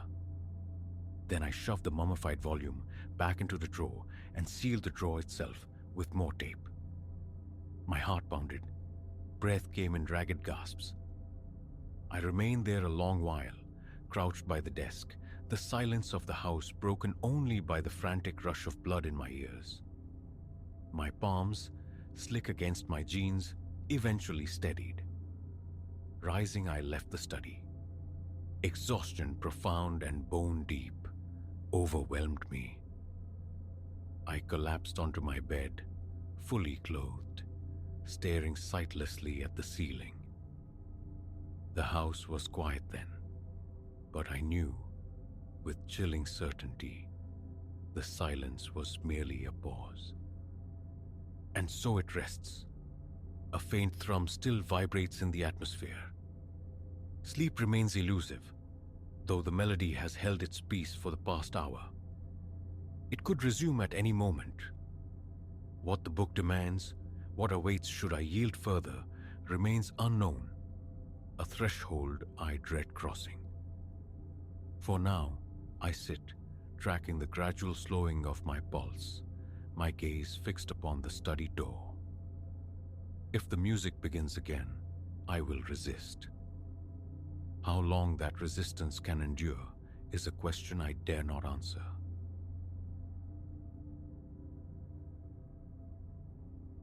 The wipers slapped a frantic, uneven rhythm against the deluge. Sheets of water blurring the world beyond the windshield into abstract streaks of gray and black. Elias strained his eyes against the downpour, navigating the slick ribbon of asphalt that unspooled through miles of desolate country. Then a shape materialized from the tempest. A figure, solitary and staggering along the road's drenched shoulder, garments plastered to their form like sodden bandages. He eased his foot off the accelerator, the car gliding slower, a knot tightening low in his gut. Prudence hissed warnings, urging him onward. Yet the image of that lone soul abandoned to the storm clawed at some buried instinct. He angled the car onto the verge, hazard lights pulsing a feeble orange SOS into the oppressive gloom. The window descended with a soft electric whir, admitting a spray of cold rain and the roar of the downpour. She approached, hesitant, a veil of dripping hair obscuring her features. "Everything all right?" Elias projected his voice over the storm's percussion. "Need a lift somewhere?" She lifted her head. A tremor, unrelated to the chill air, traced its way down his spine. Her eyes held a raw, hunted quality, wide and desperate. Across one cheekbone, a dark smear glistened. Mud, he hoped fervently. Just mud. "Please." The word was barely a sigh, lost almost instantly to the rain. "Help me." Against the shrill protest of his better judgment, the locks clicked open. She slid into the passenger seat, bringing with her the clean scent of soaked earth and something else. A faint, sharp tang, coppery and unsettling, that pricked at his senses. "Thank you," she exhaled, pushing the sodden curtain of hair from her face. In the car's dim interior illumination, he saw she was young, early 20s perhaps. A delicate structure lay beneath the grime and exhaustion, beauty marred by whatever ordeal had cast her out into this night. I wasn't sure anyone would stop. "Where are you trying to get to?" Elias asked, aiming for nonchalance as he merged back onto the highway's dark, wet expanse. A fractional pause, just long enough to register. "The next town. Oak Haven. You know it." He gave a curt nod. 30 miles or so further on. A nondescript waypoint, familiar only from the periphery on countless sales trips.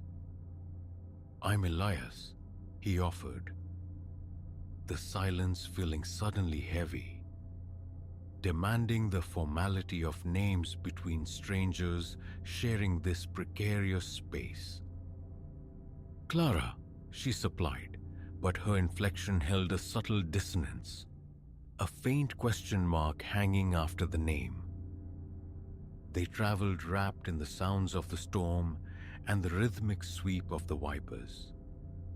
Silence stretched, punctuated only by the drumming tattoo of rain on the roof. Elias found his gaze drifting towards her periodically, trying to assemble the puzzle she presented.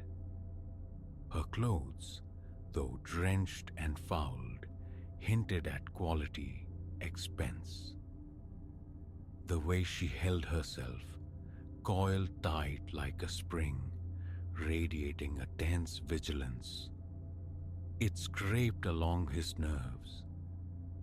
"So," he ventured, the quiet becoming unbearable, "what has you out walking on a night like this?" Clara flinched, a barely perceptible recoil, as if the words themselves were blows. My car gave out," she stammered, her gaze fixed somewhere on the dashboard. "A few miles back." Plausible, certainly. Yet a hollow note echoed beneath the explanation. He opened his mouth, another question forming, but she preempted him. "Look, I'm grateful for the ride, truly, but I'd rather just not talk, if it's all right. It's been a trying night." He nodded, returning his focus fully to the treacherous road, though his thoughts churned. Who was this woman? And what shadow pursued her? For it was undeniably clear now. She wasn't just stranded. She was fleeing. 15 minutes bled into the relentless rain. Then a flicker in the rearview mirror resolved into strobing blue and red lights, closing fast. A police cruiser. "Damn," Elias muttered under his breath. "Must have been pushing it a bit." "Don't worry, I'll just pull over. Explain." But Clara wasn't listening. She'd gone utterly rigid beside him, her eyes stark with terror, locked onto the approaching vehicle. "No," she breathed, a desperate whisper. No, please don't let them take me." An icy current sluiced through Elias's veins. "What are you talking about, Clara? What is this?" She swiveled towards him, her gaze frantic, pleading. "I'll tell you everything, I swear it. Just please don't stop. If they catch me, they'll kill me." He hesitated, his foot hovering, suspended between the accelerator and the brake. Every synapse dedicated to self-preservation screamed stop. Let the authorities sort out this mess. But the sheer, unadulterated fear radiating from Clara, the desperate conviction in her eyes, it tipped the scales. He slammed his foot down, The engine howled in protest as the car surged forward, fishtailing slightly on the slick surface. Behind them, a siren erupted, a piercing wail that cut through the storm's roar. More lights joined the chase in his mirror. Christ Almighty! Elias swore, his knuckles white where they gripped the steering wheel. What in God's name have you dragged me into? Clara's hands were a blur of motion, fumbling inside her jacket. She withdrew a small cloth-wrapped object, pressing it urgently into his hand. "Take this," she commanded, her voice tight with adrenaline. "Hide it somewhere. They cannot find this." Instinctively, he took the dense little package, stuffing it deep into the pocket of his own jacket. "What is it? Drugs?" She shook her head vehemently. "Evidence. Proof. What they've been doing. The corruption, the killings. It's all there." Corruption? Killings. His mind struggled to grasp the implications. The car skittered violently as they navigated a sharp curve, Elias wrestling it back under control. The sirens clawed at their heels, relentless, nerve-shredding. There, Clara leaned forward, peering intently through the rain-lashed windshield. A turnoff. See it? Old logging trail. If we can make that, we might shake them. He saw it. A barely discernible cleft in the wall of trees lining the highway. Taking it at this velocity felt suicidal. Yet, the alternative, capture by the pursuers who Clara claimed meant to kill her, felt infinitely worse. A split-second calculus of risk. He wrenched the steering wheel hard right. Tires screamed, losing purchase. For one heart-stopping, vertiginous moment, the world tilted, threatening to invert, before they lurched violently onto the unpaved track. The forest canopy swallowed them whole, dense branches screeching against the car's metal skin. Elias killed the headlights, plunging them into a disorienting, near-absolute darkness. Driving blind felt like madness, but the sirens, though receding, still echoed faintly behind them. The rough track bucked and twisted, leading them deeper into the wilderness. Minutes stretched into an eternity.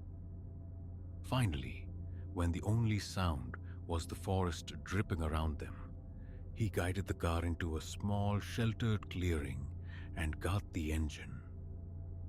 Silence descended, thick and heavy, broken only by their own ragged breaths and the soft patter of rain finding its way through the leaves overhead. Clara turned to him, her face a pale oval in the gloom. "I'm so sorry," she whispered, her voice fracturing. "I never wanted to involve anyone else." "Start talking," Elias said, surprised at the steadiness of his own voice. "Who are you? Really? And what the hell is actually going on?" She drew a long, shuddering breath, visibly composing herself.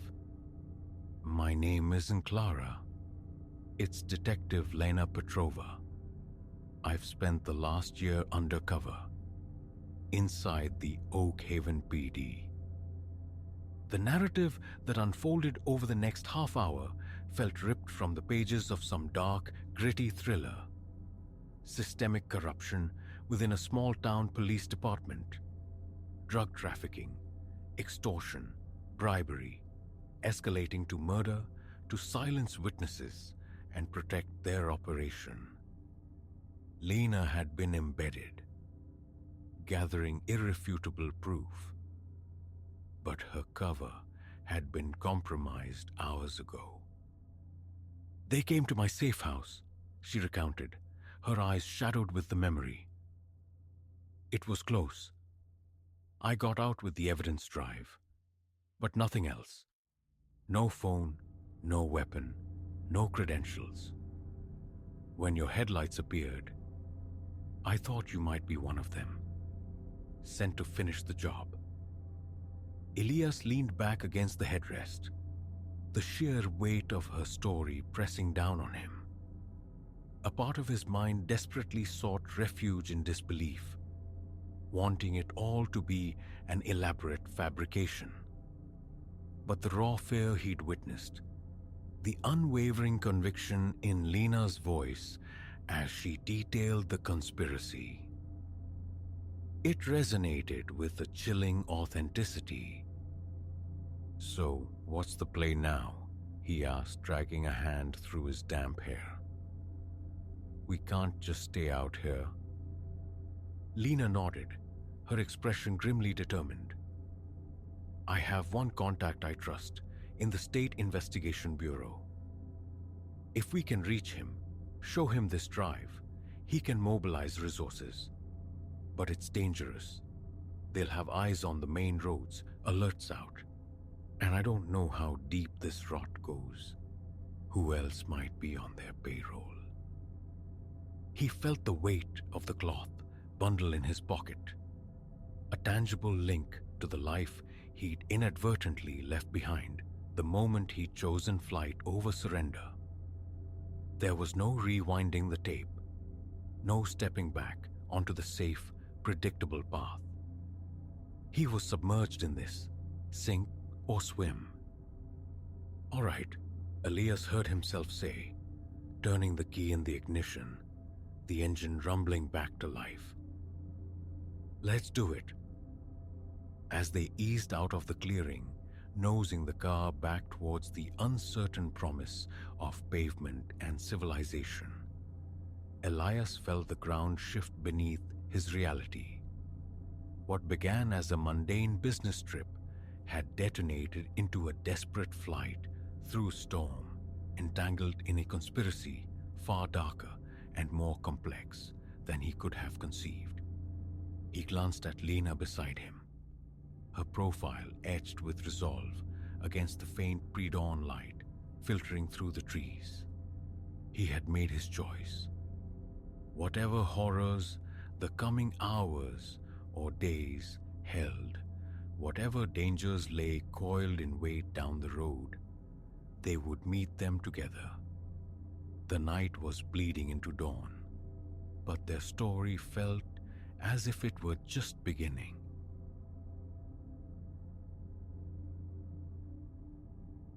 "3 years, I'd called this building home.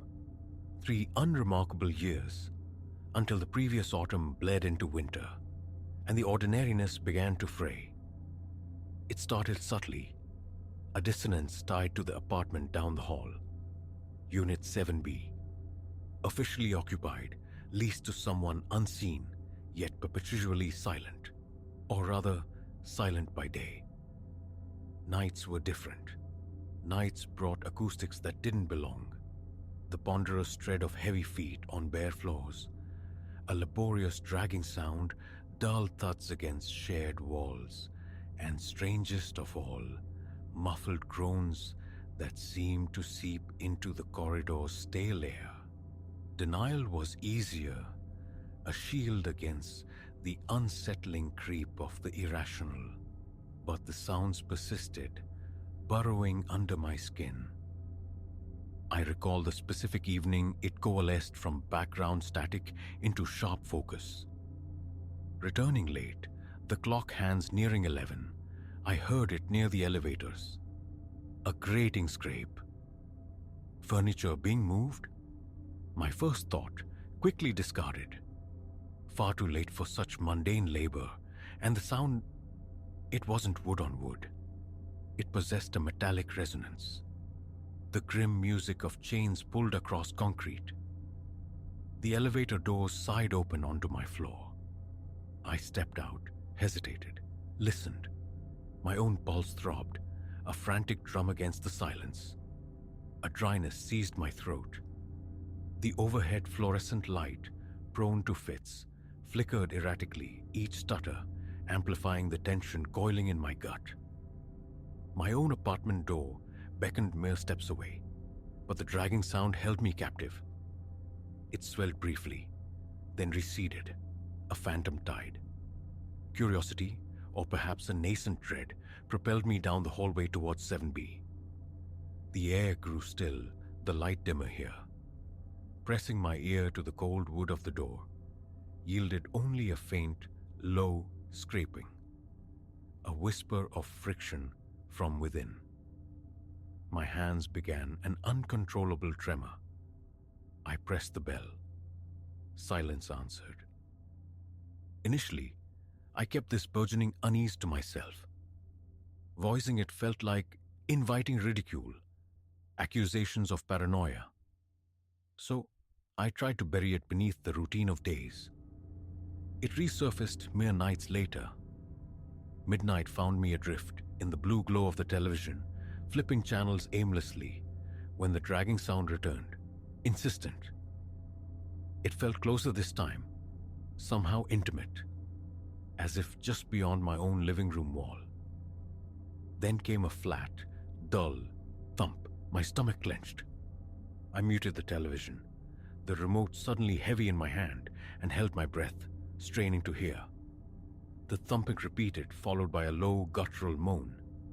Undeniably human, yet distorted, stretched thin and raw. Ghosts? Spirits? Such words felt clumsy, theatrical.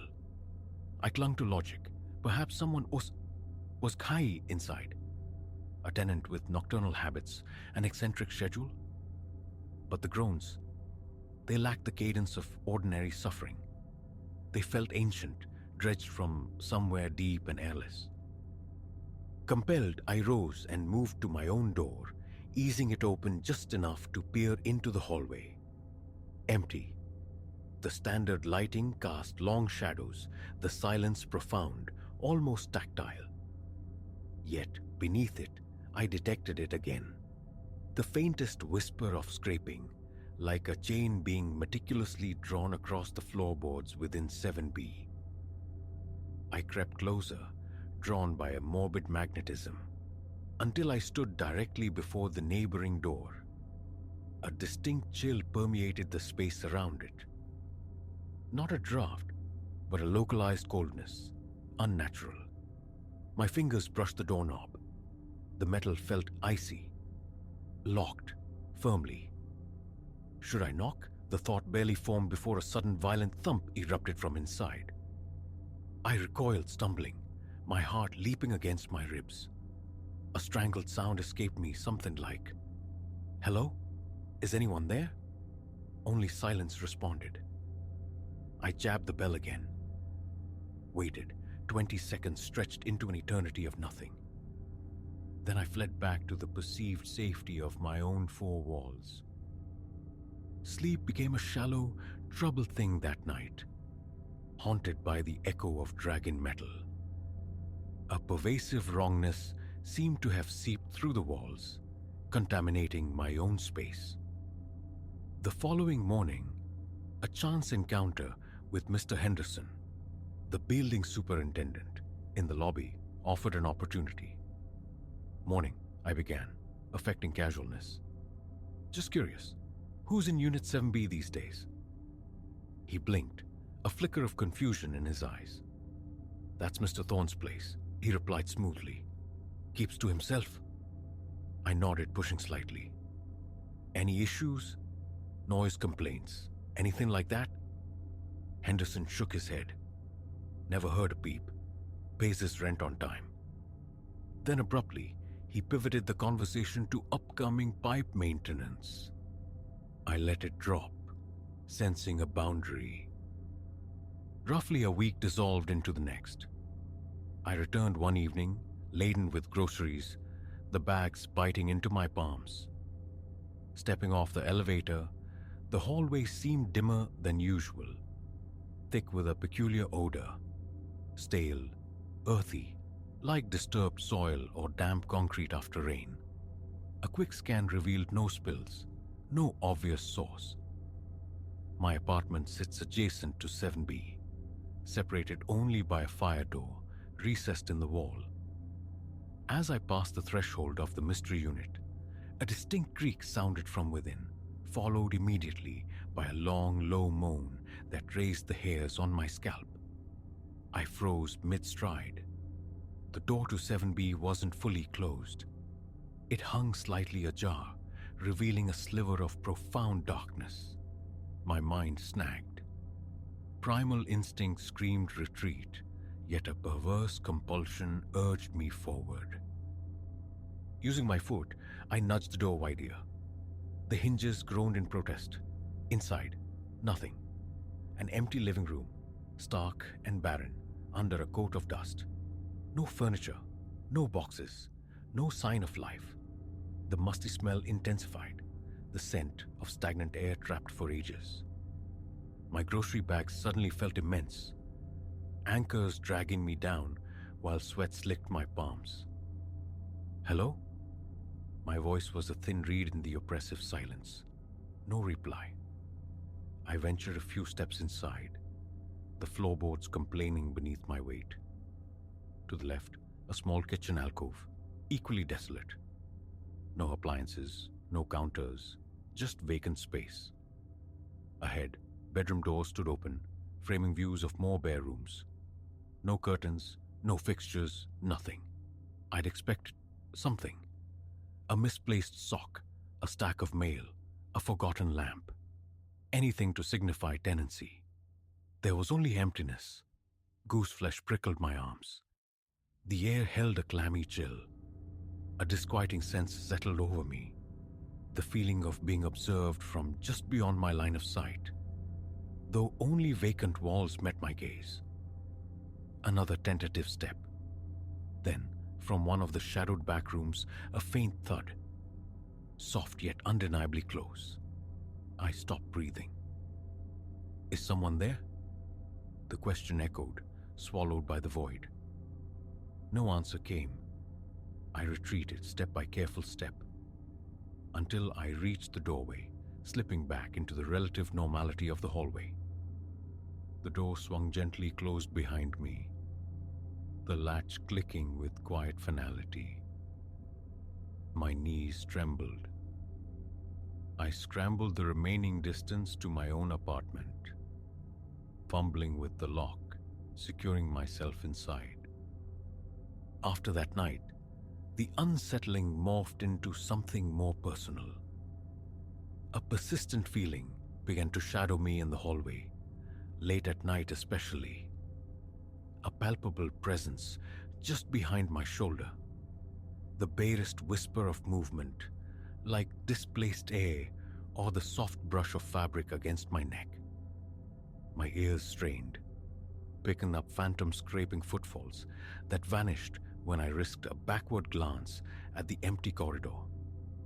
My heart would race, adrenaline flooding my system. Each return became a sprint to my door, a frantic wrestle with the keys, a slammed lock followed by minutes spent pressed against the wood, chest heaving, gulping air like a drowning swimmer, convinced I'd narrowly evaded something unseen.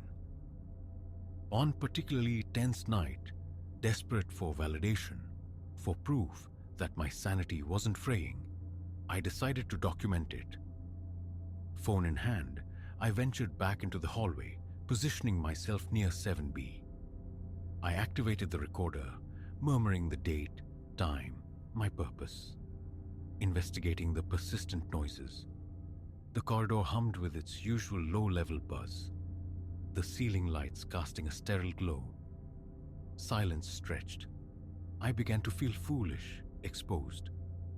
Just as I considered abandoning the effort, it happened.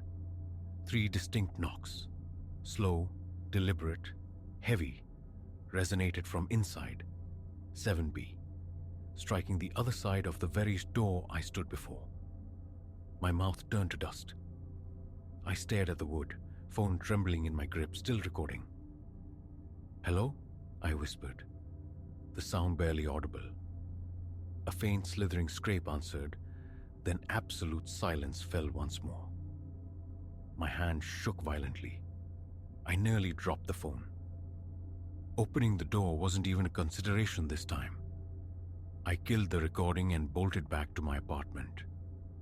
Later, listening back, the audio was chillingly clear. The 3 resonant knocks were captured perfectly. The scraping sound, however, was absent. Still, the knocks were undeniable. Concrete evidence that burrowed deep into my fear. Sleep became a luxury I could no longer afford. Each night was a vigil, lying rigid in bed, ears straining for the next inevitable creak, thump, or groan. Sweat beaded on my forehead in the cool darkness. I found myself compulsively checking the hallway through my peephole multiple times a night, half expecting to find 7B's door gaping open again.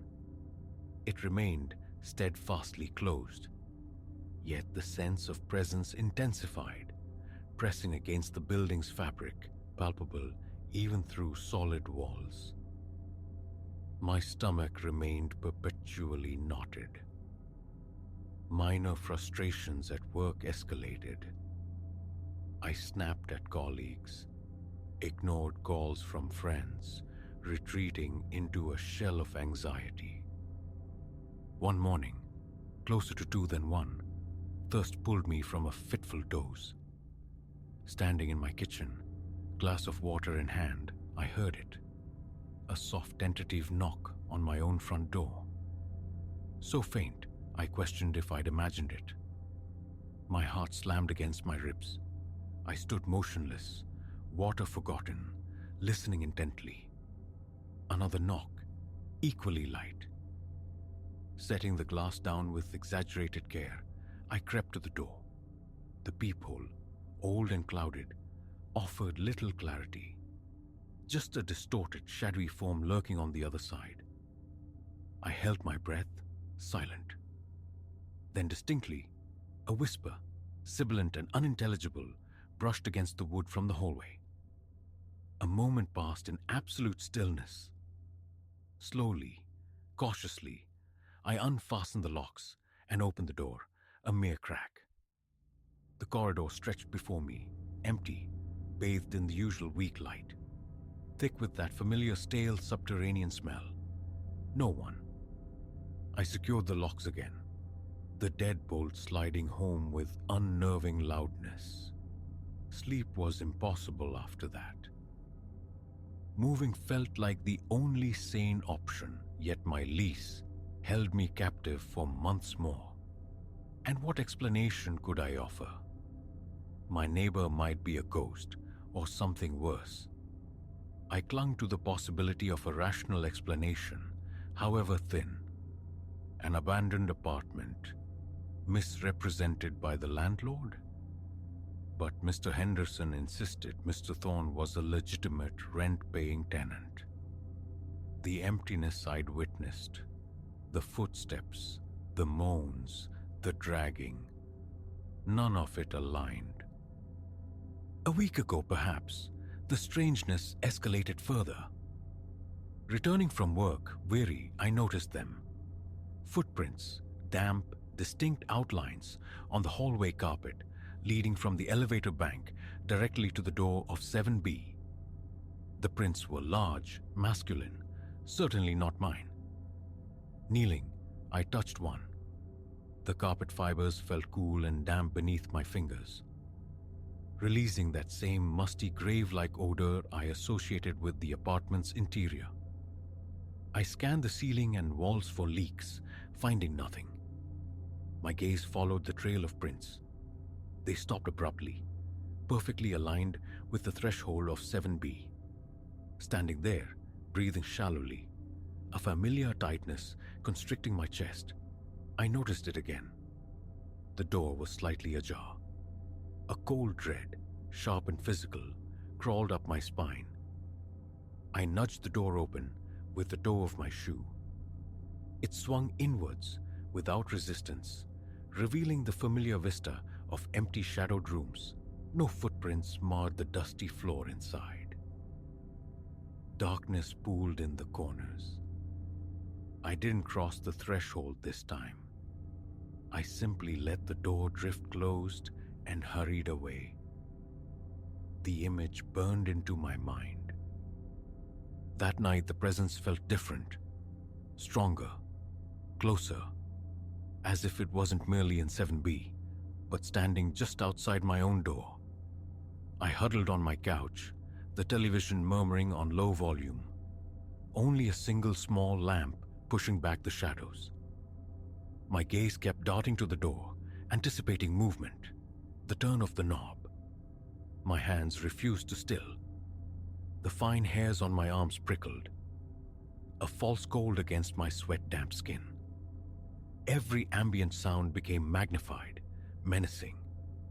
The groan of pipes, the hum of the refrigerator, a distant siren. Around 3 in the morning, it came.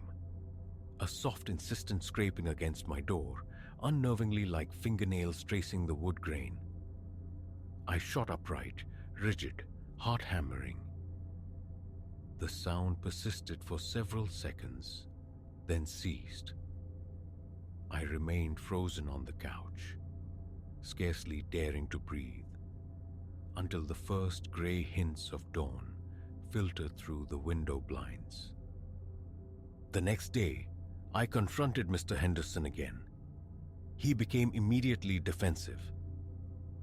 Mr. Thorne pays his rent, Alara. There's no problem with Unit 7B. His tone discouraged further inquiry. Have you actually been inside recently? I pressed, my voice tight. He shrugged, muttering something about tenant privacy, his eyes avoiding mine. He seemed genuinely uncomfortable, or perhaps just eager to end the conversation. I left, defeated, frustration churning with fear in my gut. The urge to simply kick the door in, to confront whatever lay within, warred with a paralyzing terror of what I might actually discover. Now, the short walk from the elevator to my apartment is a gauntlet. Every single time, the sensation is the same. Someone is behind me. A cool whisper of air on the back of my neck, a prickling awareness that tightens my chest. I walk faster, keys already clutched, fumbling slightly at the lock. My thoughts spiral. What if I can't get inside fast enough? What if it reaches me? An overwhelming compulsion drives me to slam the door shut the instant I'm through, leaning against it, listening. Sometimes I hear it. Faint, indeterminate sounds from the other side. The rustle of fabric, perhaps. A soft, drawn-out sigh or moan. It never lasts long. Then silence. And I remain there, breath ragged, trying to convince myself I'm safe. A few nights passed. Sleep was a distant memory. Around midnight, a tremendous, violent thump slammed against the adjoining wall, powerful enough to make my own pictures rattle. Panic seized me. I threw on clothes, heart pounding erratically, and wrenched open my door. The hallway stretched before me, empty and silent under the humming lights. The door to 7B was shut tight. Standing there, sweat trickling down my temples, I strained to listen. From within 7B came the unmistakable sound of dragging, heavy and rhythmic, punctuated by the clank of what sounded sickeningly like a chain striking the floor. What the hell is going on? The words tore from my throat, thin and shaky. On impulse, I lunged forward and struck the door once, hard, with my fist. Nothing. Silence. Then, a second thump erupted from the other side. Sharper, louder, closer. Impacting the door with such force, I felt the vibration through the floor and stumbled backward. Raw terror propelled me back to my apartment. I slammed the door, locked it, and slid down to the floor. My back pressed hard against the wood. I stayed there for what felt like an hour, every muscle clenched, mind racing in frantic, useless circles. Sleep did not come that night, nor the next. This is my reality now. Every creak in the hallway sends jolts of adrenaline through me. Every homecoming is steeped in a nauseating dread that settles low in my stomach.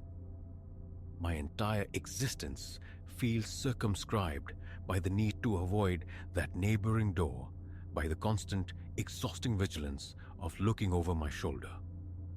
Simple comforts, watching television, reading a book, offer no true respite.